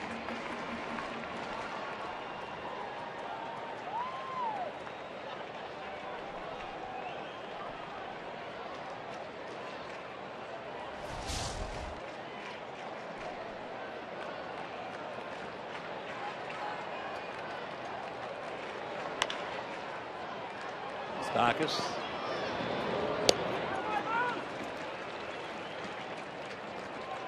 One out. That was also a pretty good play. So well, he makes his hops as well as any third baseman in the league.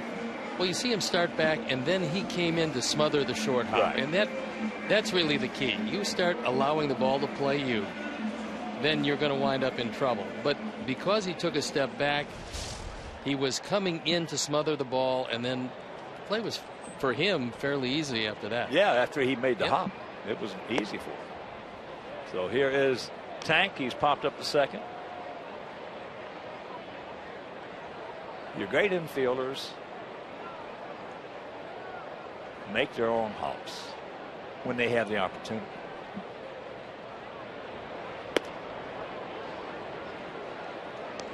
I'll tell you who did that to me better than anybody I've ever seen. Actually, a couple guys, but the guy who really jumps out at you, at me, when you think about making an infielder making his own, is Roberto Alomar.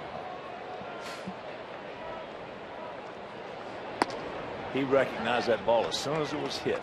He knew what, maybe as you just mentioned on Moustakas, maybe taking a half step back or a full step back or whatever, or coming in a step, a half step, to make his own hop.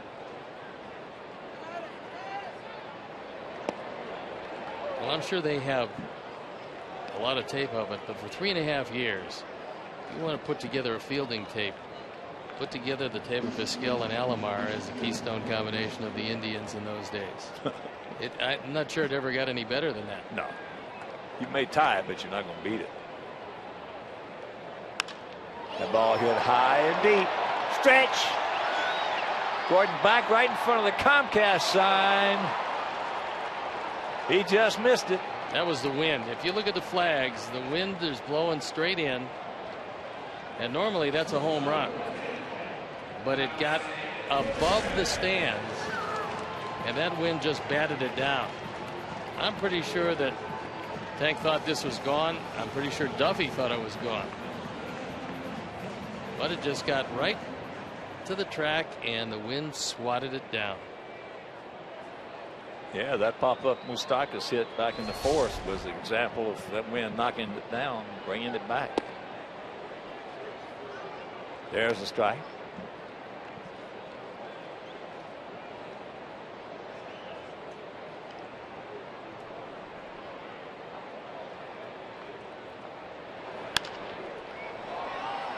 Kane going hard, can't get there.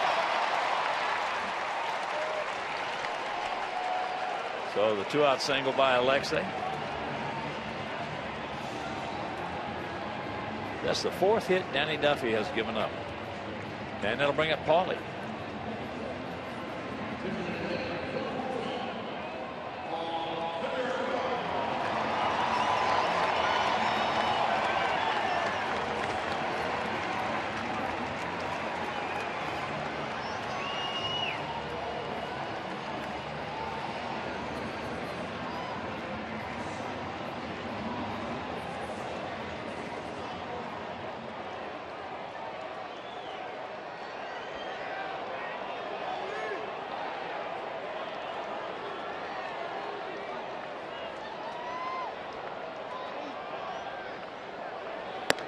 That's high and wide.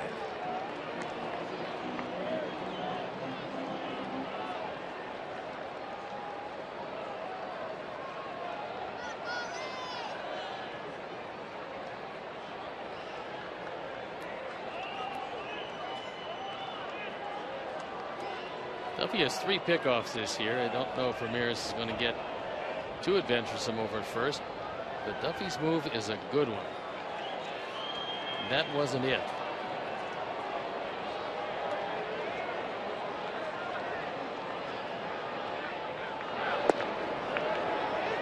Change up, grabs the strike.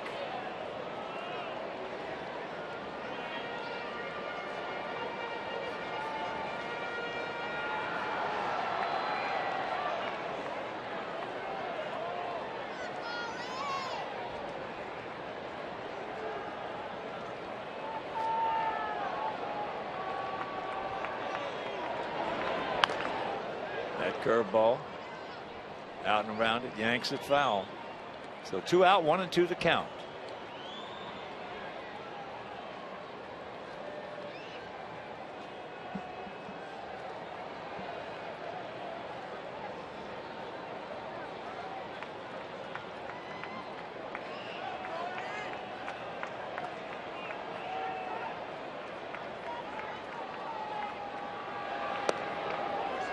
Quick slide step, 2 and 2.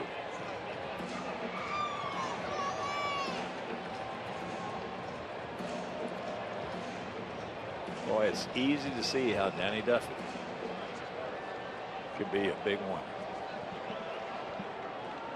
All he had to do was harness that control. Coming back from Tommy John, he really hasn't lost very much. He still is capable of getting it up there. 96, maybe 97 if he really pushed it, but he's pitching now comfortably at 92, 93 and hitting most of his spots. And that is foul back into the seats.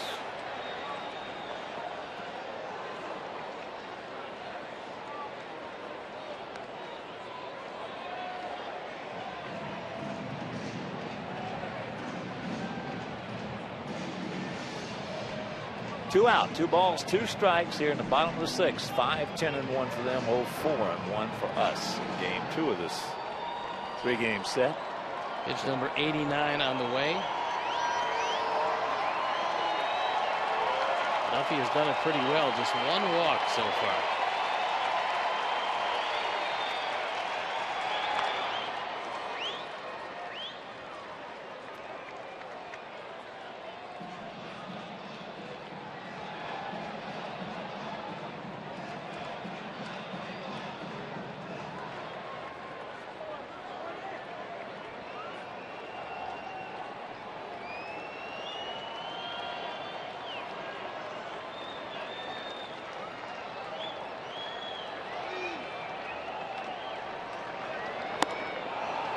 Got him at 94 upstairs. We'll go to the 7th, trailing 5-0.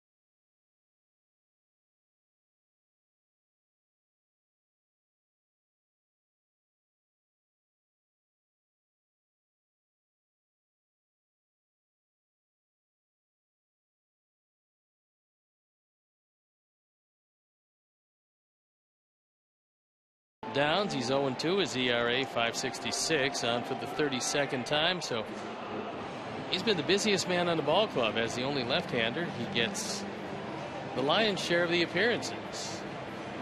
1 for 1 in save opportunities. Opponents hitting an even .250. That is 9 hits per 9 innings when you have a .250 opponent's batting average against. Here's Hosmer. Butler on deck. Gordon in the hole. 5-0 Royals.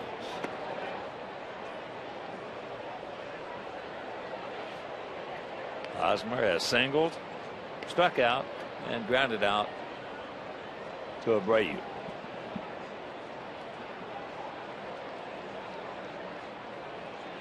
Outfield straight up, spread out. Count evens at 1.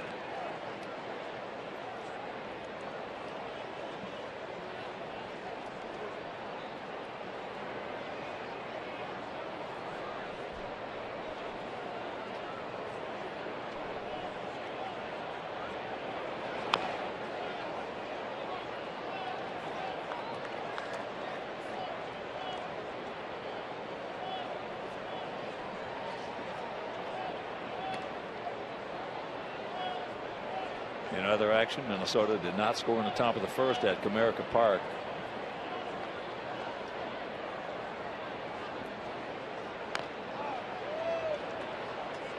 Curveball fouled away. Cleveland did not score in the top of the first at Fenway. Bottom of the fourth in Philly. They lead the Cubs 4-3. Rockies hitting in the top of the first at San Francisco.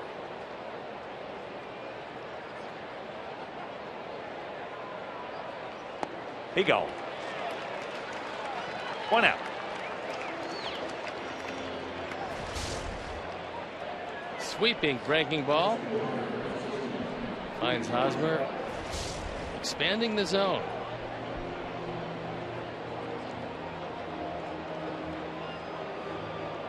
Minnesota's got their hands full today. Anibal Sanchez goes to the mound for Detroit.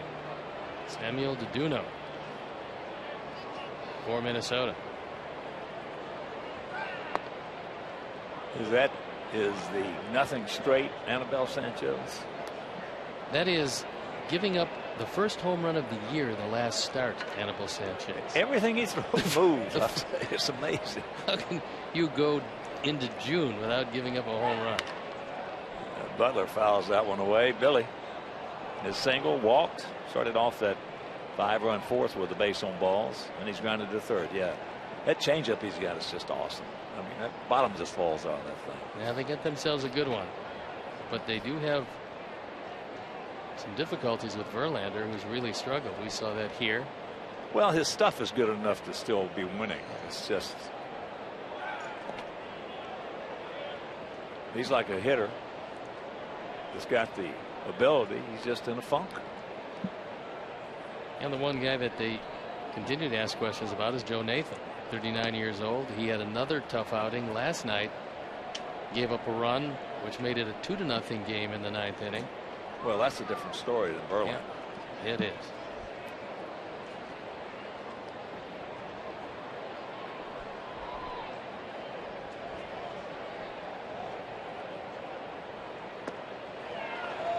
There's that breaking ball.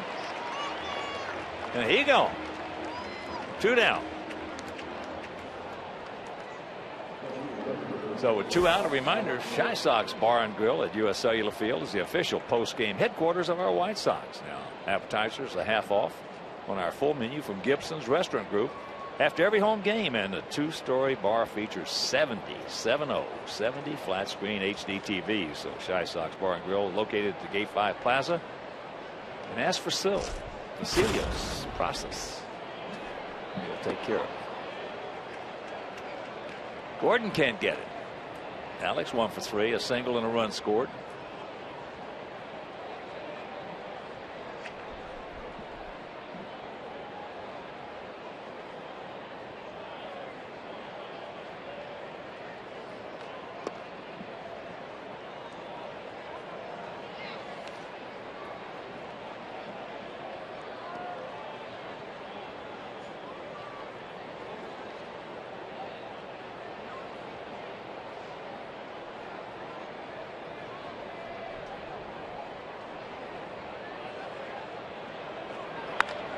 Off the end of the bat, breaking ball. So a good inning for Scott Downs. 7th inning stretch. We need 5 to tie.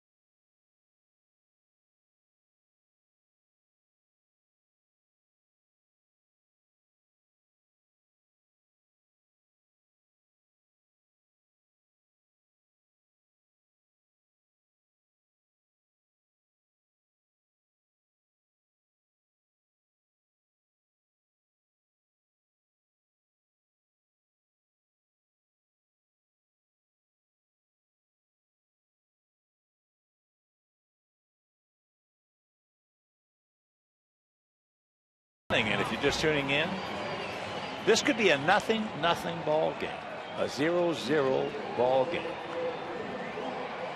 Hector Noese started out throwing the ball exceptionally well through 3 shutout innings, and had some difficulties in the 4th. Had one play been made, might have been a different story. There was a couple of plays that should have been made overall. Unfortunately, he departed. And Danny Duffy has been brilliant. Yeah. Well, we've only had 2 hits in 1 inning. One time as that's popped up. Aoki. And our 4th drive of the game came back in the 4th inning. And it was a changeup up in the zone. Moises Sierra drove it down the line. At the time, Paul Konerko was on via base hit. So it looked promising. Runners at 2nd and 3rd with 2 outs. Unfortunately, Tyler Flowers grounded out to end the inning. That's our 4th drive of the game.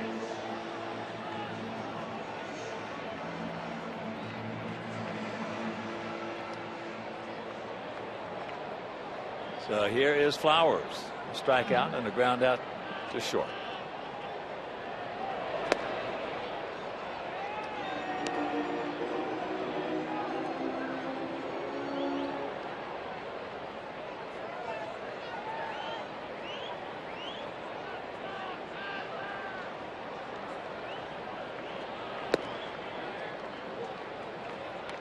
Oh, 0-2 the count.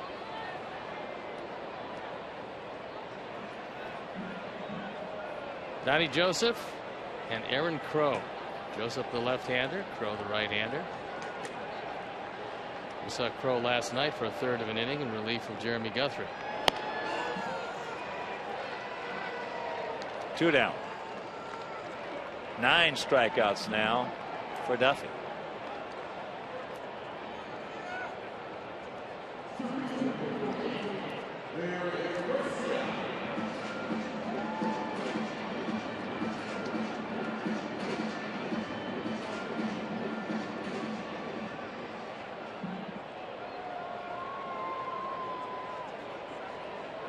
Here's Leary.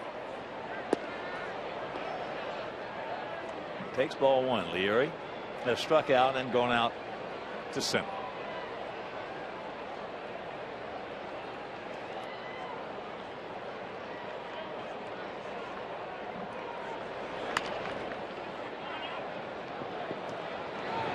Escobar. They get him. Gets the speedy Leury Garcia. So a quick 1-2-3 inning, and we're into the 8th.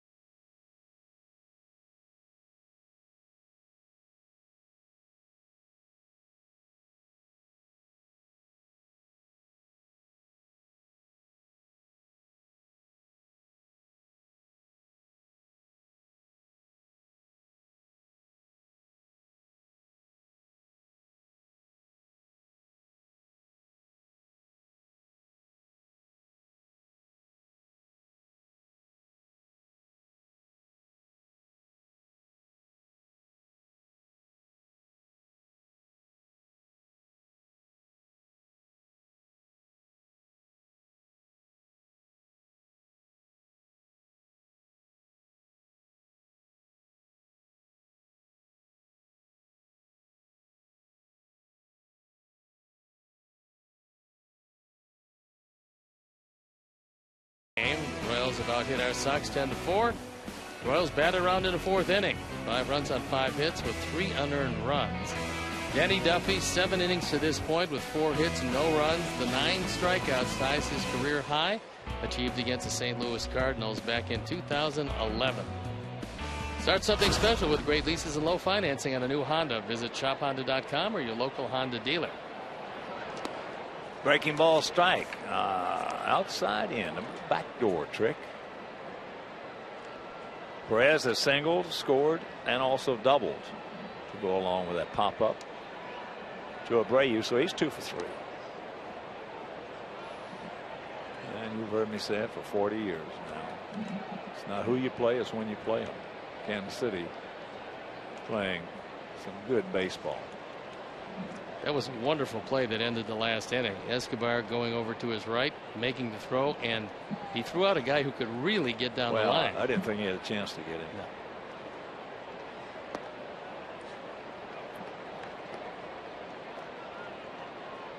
You got a bullpen like they have, you got decent starters, and you got a defense like they got, you got a chance.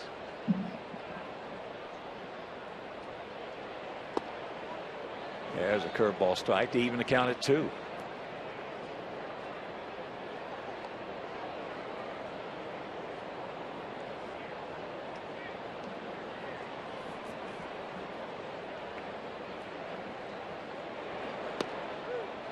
He gone. He knew it. 1 down.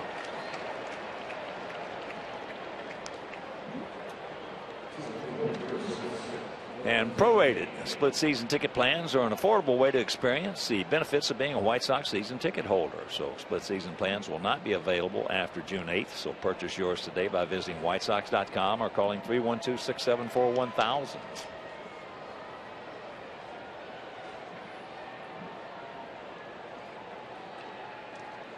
Lorenzo Cain 0 for 3 with an RBI. And that's going foul. Send along best wishes to a good friend of mine, Michael Berman, looking on. Enjoying the super senior discount at the Cigar Lounge. 2-inch cigar and a shot of Metamucil. It's going to make his day a whole lot better. That's cold. That's terrible. Michael, that's grounds for paying for something when I get home. A knockout.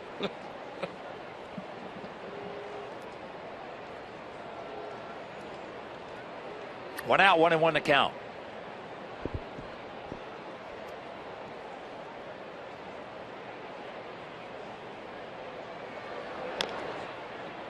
Right off the end of the bat.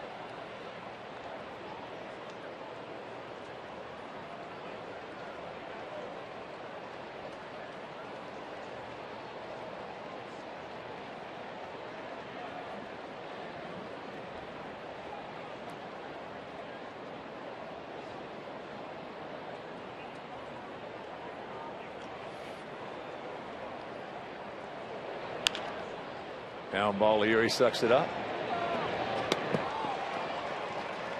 and guns it over.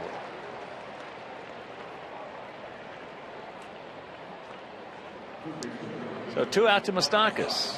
Mike 2 for 3 with a single and a run scored.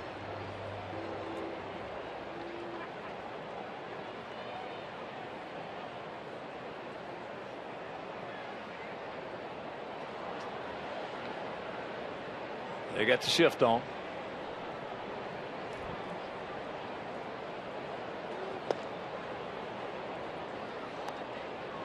One and 0 the count. Once again, a reminder, make your plans to be with us tomorrow, Father's Day, and a very happy Father's Day to all of you out there who will not be with us. Andre Rienzo against big game James Shields. Can't make it to the ballpark. That game will be over Comcast Sportsnet. Then an off day on Monday, where we'll go out to Harborside, White Sox Charities golf outing.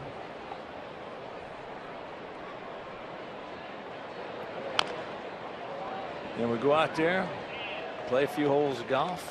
Then after the round's over, sit around and tell some lies. And come on home. Tuesday and Wednesday, the Giants come to town. We're going to get Matt Cain and Tim Hudson. The Giants are having some kind of a year under Bruce Bochy, one of the great managers in the game. The Giants at 43 and 25. And his name is very seldom ever mentioned. Nope. It's amazing. Well, before he won twice with the Giants, he was still an excellent manager, and he was one of the guys. He was the best manager you never heard of for a long time. That's right. Now he's starting to get the acclaim he deserves, and he's a good one. That ball hit way back. So Moustakas makes it a 6-0 game. His 6th homer.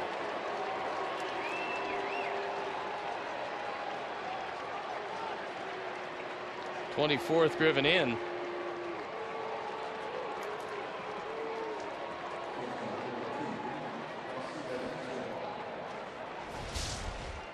And this was a no-doubter. That went on the inside part of the plate, and he got every bit of it.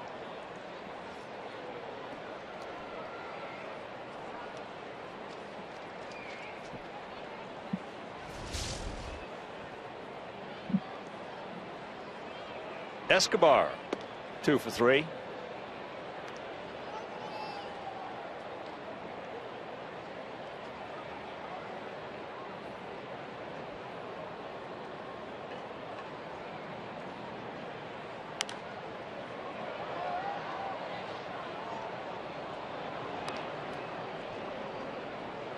Six, 11 and 1 for them. 0-4 and 1 for us.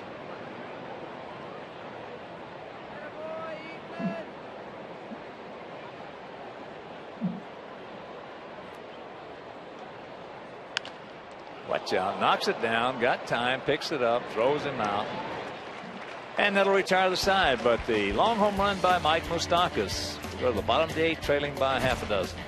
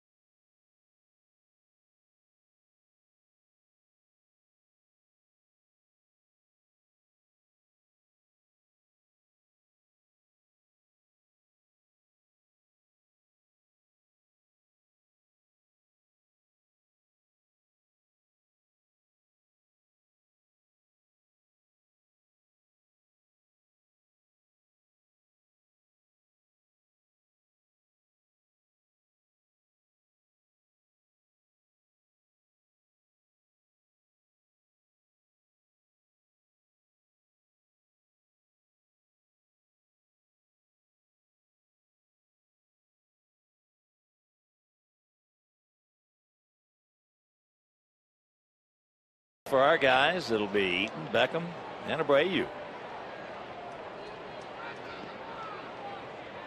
Adam 0 for 3.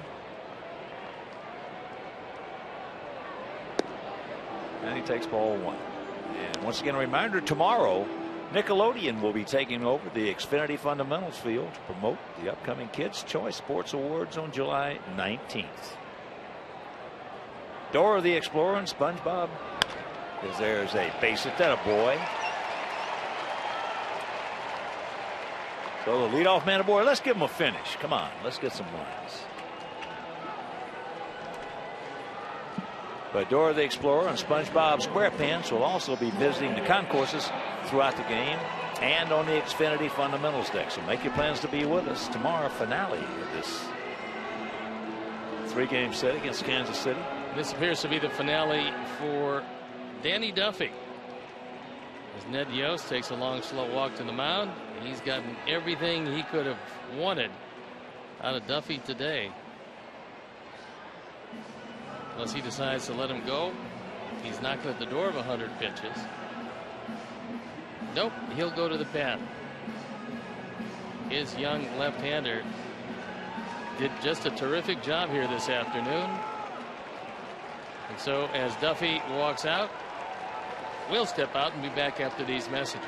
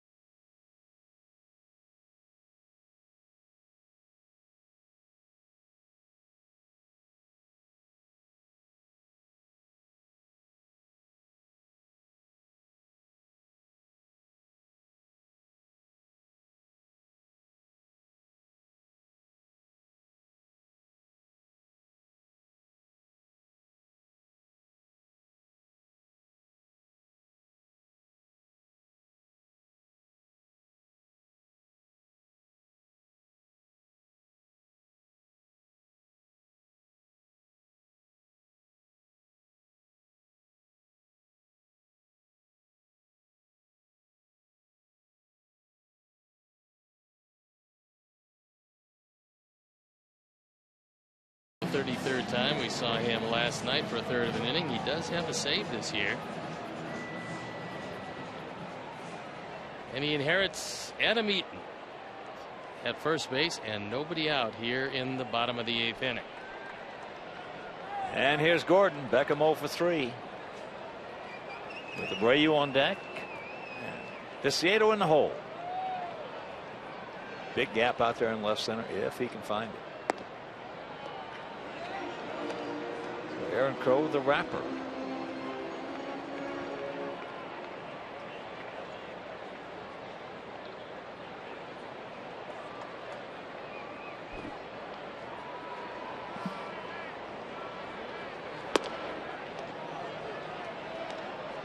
That's the first pitch that I believe he has missed. And that ball was off the plate, and Gordon, who's having a tough day anyway, didn't really need to have that one a strike, but it evens the count at 1-1. Chris Conroy has been superb behind the plate. That's the first pitch he's missed all day. Wow.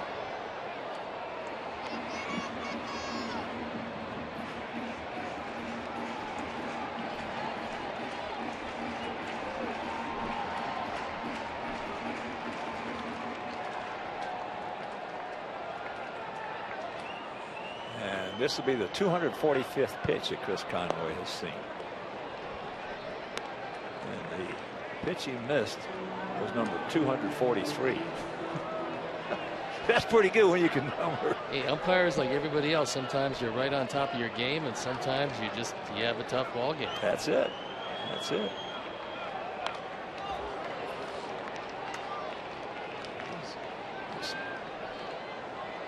This year, though, has been the fewest pitches we have seen missed by an umpire. He's only missed one.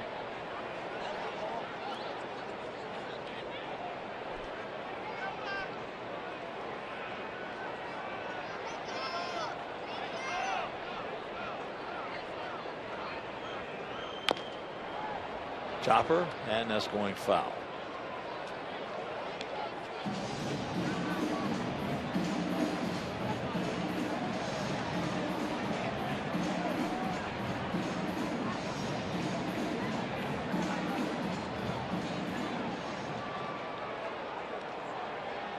Come on, Gordon. Bristle up. 1st and 30. Let's get something going. Through the wickets. You don't see that very often right there with Salvador Perez. Just the second wild pitch of the year for Aaron Crow, and Perez has stopped everything in this series until this one. He just raises up too soon. Yeah. And the ball flattens out somewhat. That's one of the few we have seen him miss in the last 2 years. And there's ball 4. So we got something going.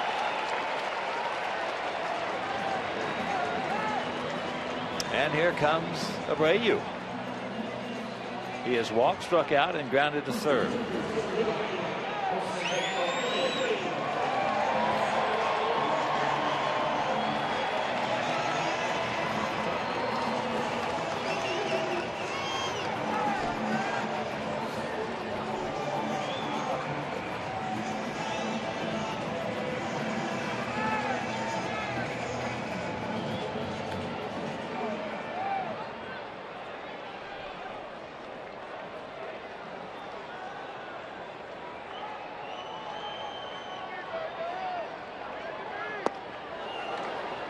Goes through that 92-mile-an-hour fastball.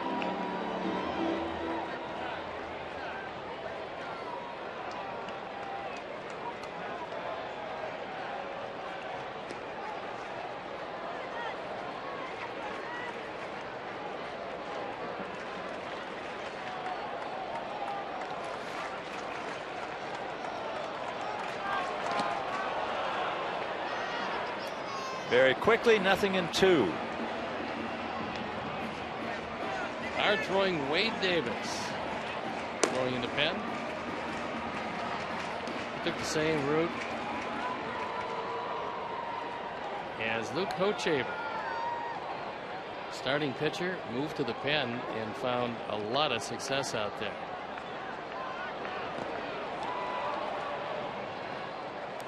And that's 0-3. So that's 1 out.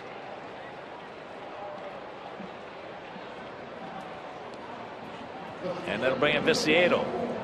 Panko for 3. Last time up, he had a high towering drive in the left field. Took Alex Gordon back on against the fence. Tank thought it was gone. Gordon thought it was gone, and the wind just knocked it right down and back into the ballpark. Seemed to have enough.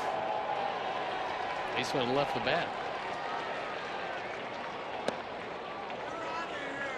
Tank has seen Crow 5 times, has 2 hits.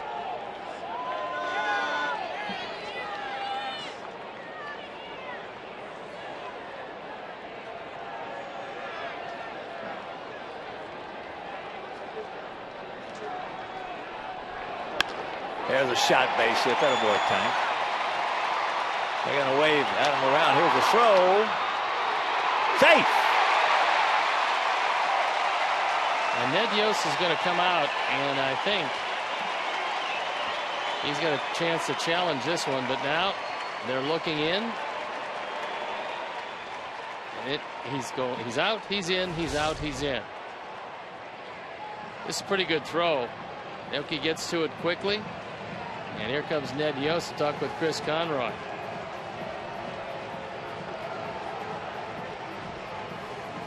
Well, not by that angle.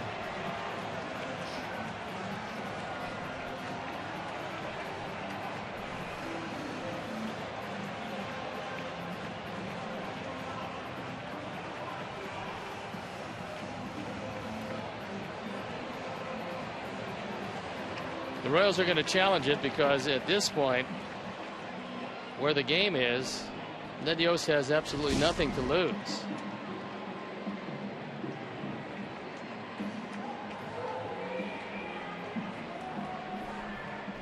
Well, we had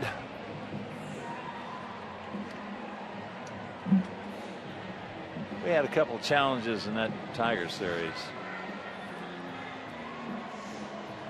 They're going to do something about 2 easy plays, really 2 easy plays. One was Victor Martinez not being hit, and you could see it very clearly he was not hit in the back foot with that pitch. And the other was a trap by Rajai Davis. But between the 2 of them, it took 8 minutes.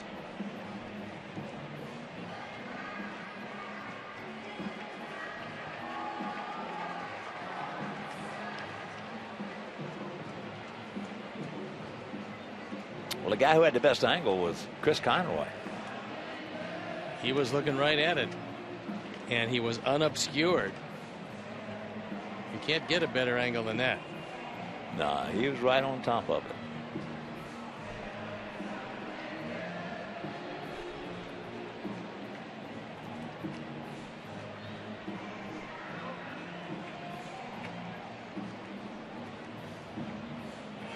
So we'll see how long this one takes. But as we talked about, everybody loves the reviews and the replay. It's working. There's no doubt about that. It's working. They just got to tweak it and fine tune it and get it to whereas you have some quicker responses.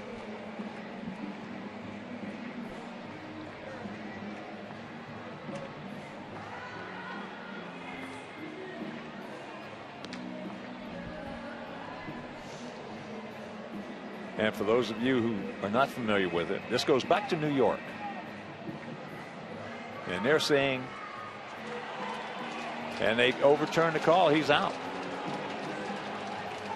So Chris Conroy was right there, saw it. As safe, they overturn it. And that is out number 2. Throw was a pretty good throw. So it was a very good throw. Well, it's hard to say definitively that he did get him and to overturn the umpire, but that being said, that's what the call was. Well, by either one of those shots, it's not definitive. I mean, it's not conclusive that he got him. But it is what it is. 2 out, runners at the corners. Here's Alexei. He's 1 for 3. Oops.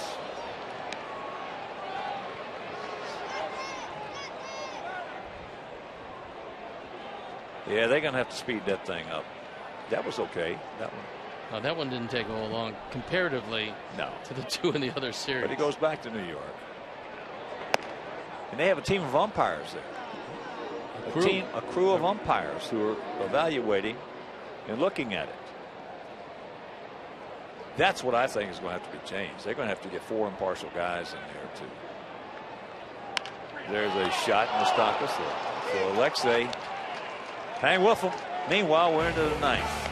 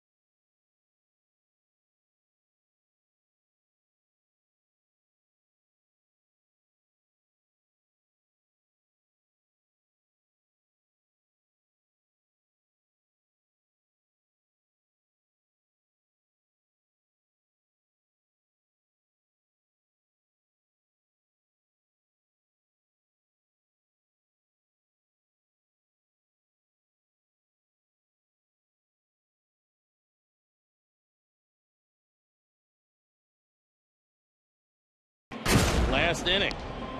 Mike Moustakas was already 2 for 3. Hits the daylights out of this, his 6th home run of the year. And that made it a 6-0 game. Xfinity, your home for the most live sports. And we've got Daniel Webb coming into the ball game at 4-0. The ERA 2.25, on for the 24th time. Opponent's hitting just .207 against him.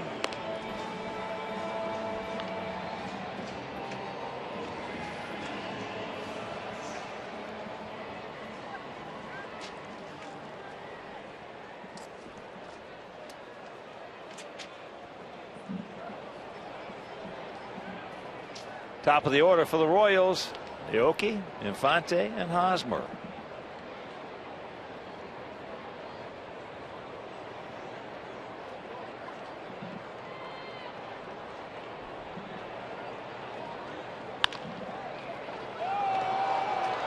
That's fair. Now he's going to make the turn. Ball is, here's the throw. He gone. Beautiful peg both ways. Sierra, Beckham, yes. One of the most beautiful plays in baseball right there. I didn't think that they had much of a shot, but Moises Sierra's got a big arm, and the key is getting it to Beckham, who turned around without even thinking about it and fired it and gunned him down at third. Beckham's got a big arm as well. Boy, that's just a terrific play. I loved those plays. Yep. Fundamental baseball, hit the cutoff man. So Infante, he's 1 for 4 with an RBI.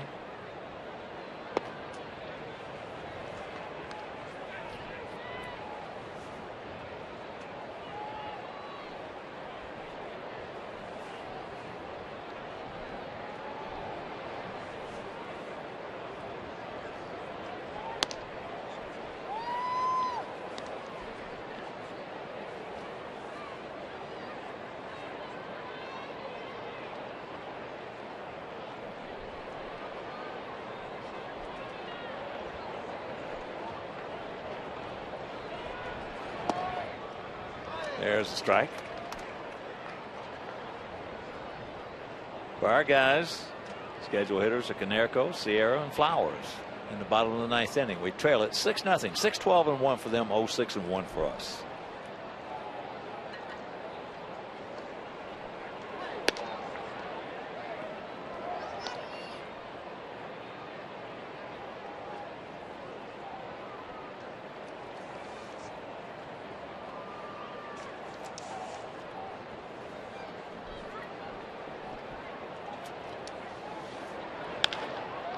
There's a line drive base hit into left.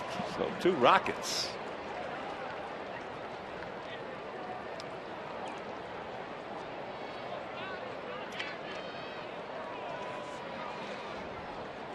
And a reminder, the MLB.com at-bat app and a subscription to its premium features, smartphone or tablet, are perfect for Father's Day. Dad will have access to features such as live look-ins, instant replay, live audio. So for more details to order, visit MLB.com.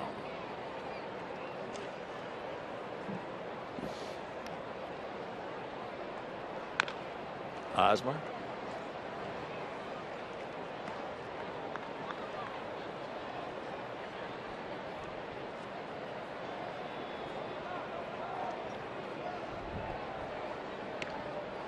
Infante now 5 for 10 in this series. He's been hitting it all over. He's just a good player.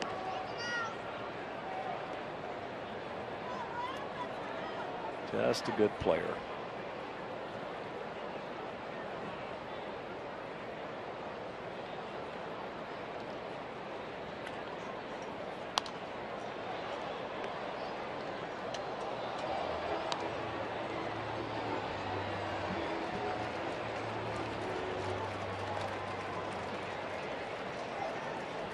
Michael Maria getting loosened up in the pen.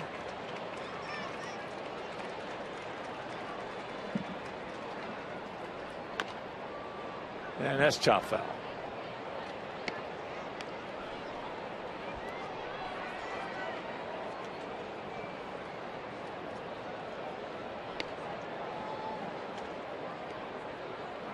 One on, one out. 1-2 the count with Butler on deck.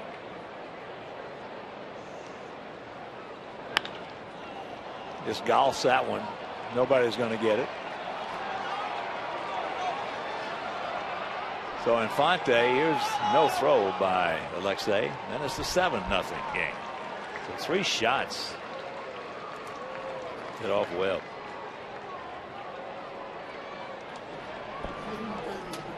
RBI number 32 for Eric Hosmer. He just reaches down, picks up his second hit of the day, and his first run batted in.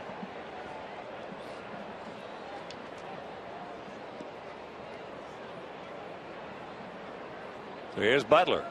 He's 1 for 3.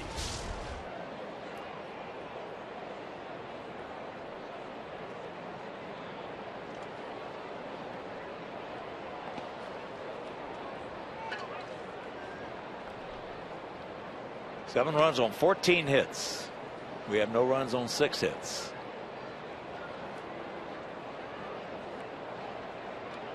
Detroit now leading Minnesota 3-1, bottom of the 3rd at Comerica Park. Cleveland has tied the Red Sox at 1, bottom of the 3rd at Fenway.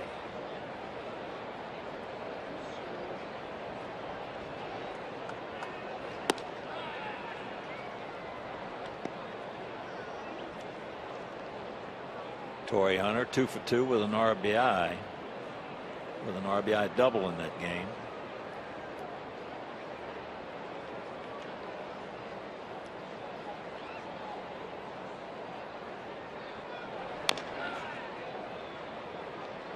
Two and 1 to Billy Butler.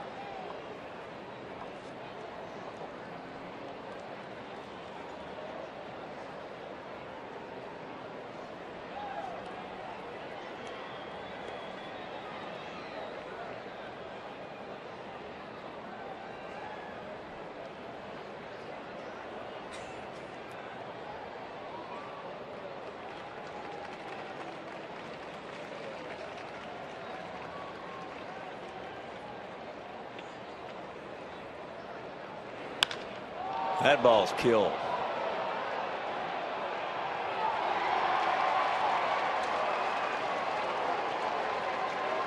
It is a 9-0 lead. So that is 4 shots in a row. So the second home run of the year hit by Butler. But it's RBI number 27 and number 28. These Royals playing their best baseball of the year. Well, it's not who you play, it's when you play them. We're running into these guys at the wrong time. Bidding to win their 6th in a row, and they got it pretty well in hand at this point. Line drive rocket into right field.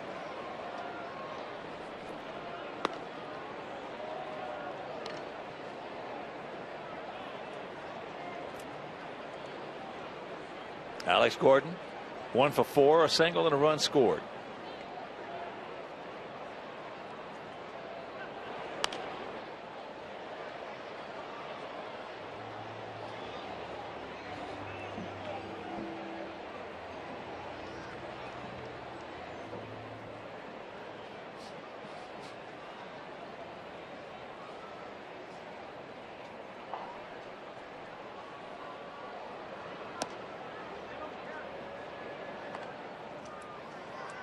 That fastball at 94.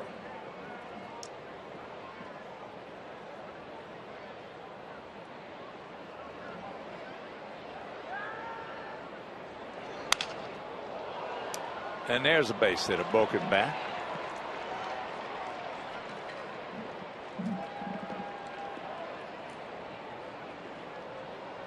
This has the same feeling of the first inning last night.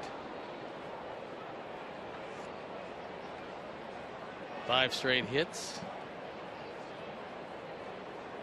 and 5 straight hits.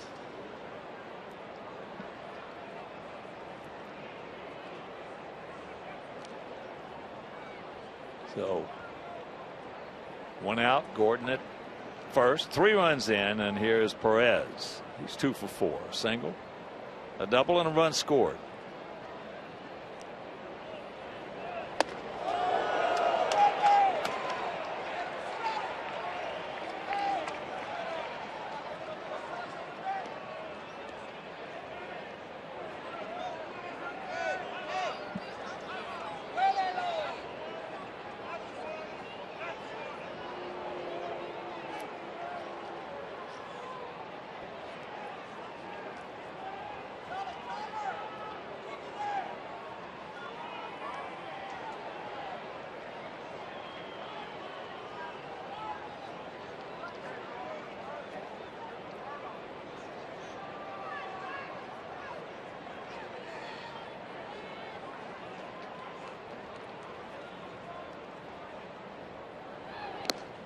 Nice pick by Tyler.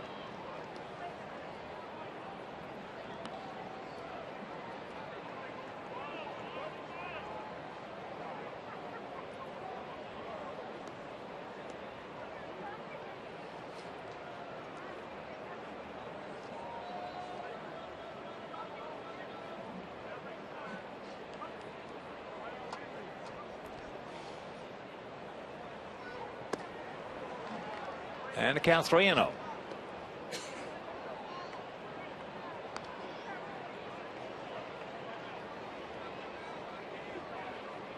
Now Anibal Sanchez got himself a 5-1 lead over Deduno and the Twins. I figured Deduno would have a tough time today. And that's popped up. Beckham stays with that win. And that's out number 2.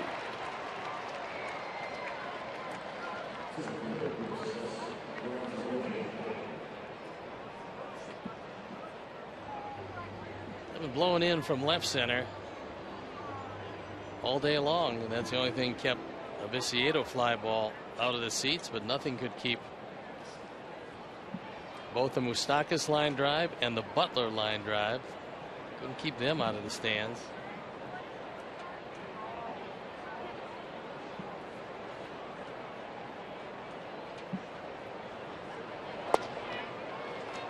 Kane can't get it. He is 0 for 4 with an RBI.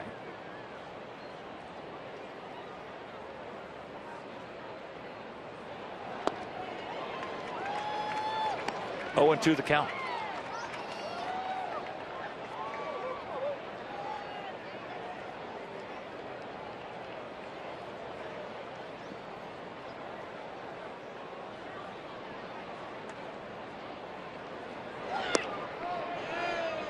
Yes, he did, says first base umpire Paul Emmel, and that'll retire the side, but they put a 3 spot up there and they lead it 9-0.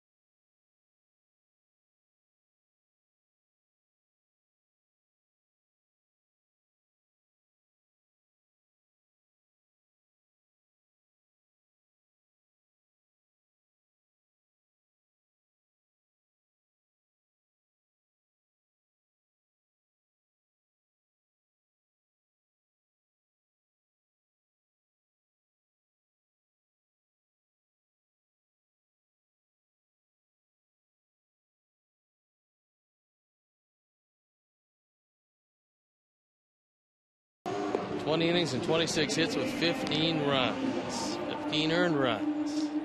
An opponent's batting average of .310. That being said, the 9-run lead is pretty comfortable.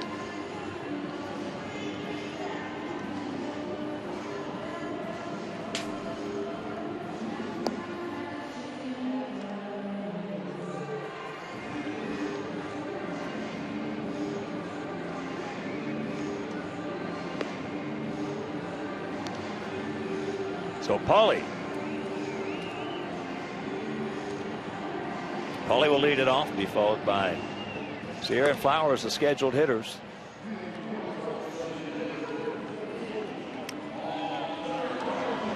It says here that Michael Marriott's hobbies are fishing and being a beach bum in Texas. That's good. Certainly not in Austin. Maybe Galveston.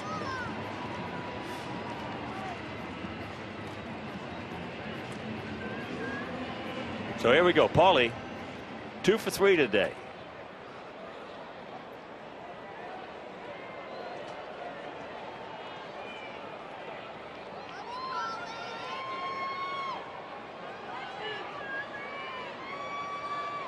Just tuning in, 5 runs in the 4th, 1 in the 8th, and 3 in the 9th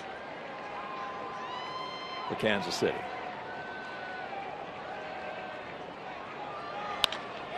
That ball hit high and deep in the left center field. State Farm area, looks up. You can put it on the board. Yes. Paulie, his 4th.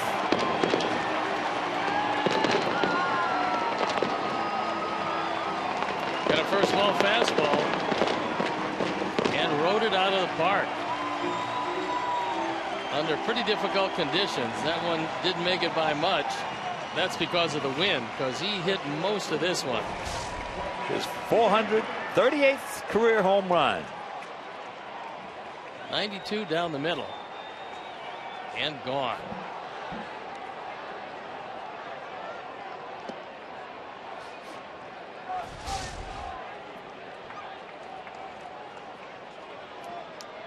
Want to know the count to Sierra. Moises, 1 for 3, a double. That ball hit hard, but they got the man there. Alex Gordon, the Gold Glover. That's a hang wolf for Moises. He's hit a couple of balls right on the screws today. You better believe it. Moises got some talent. There's no question about it. Made an excellent throw on a relay. Boy, he's got a gun. He's got one of the best arms in baseball. He can run a little bit, and he's got some power.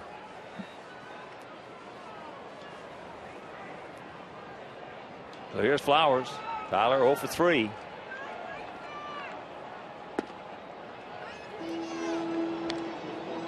Takes first pitch strike.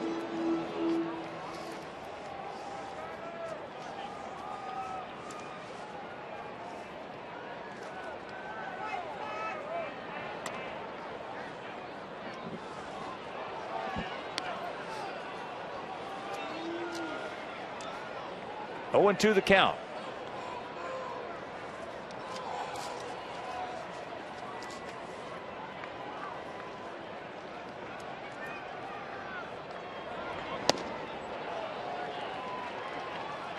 Two down.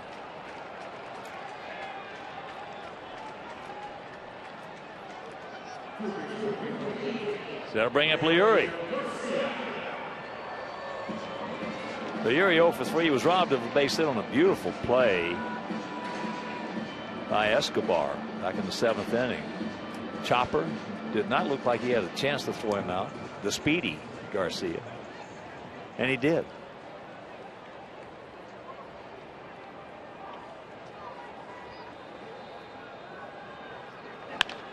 And this ball game is over. At the home run by Konerko, we don't get shut out. We get a run. We lose it 9-1, and we'll be back.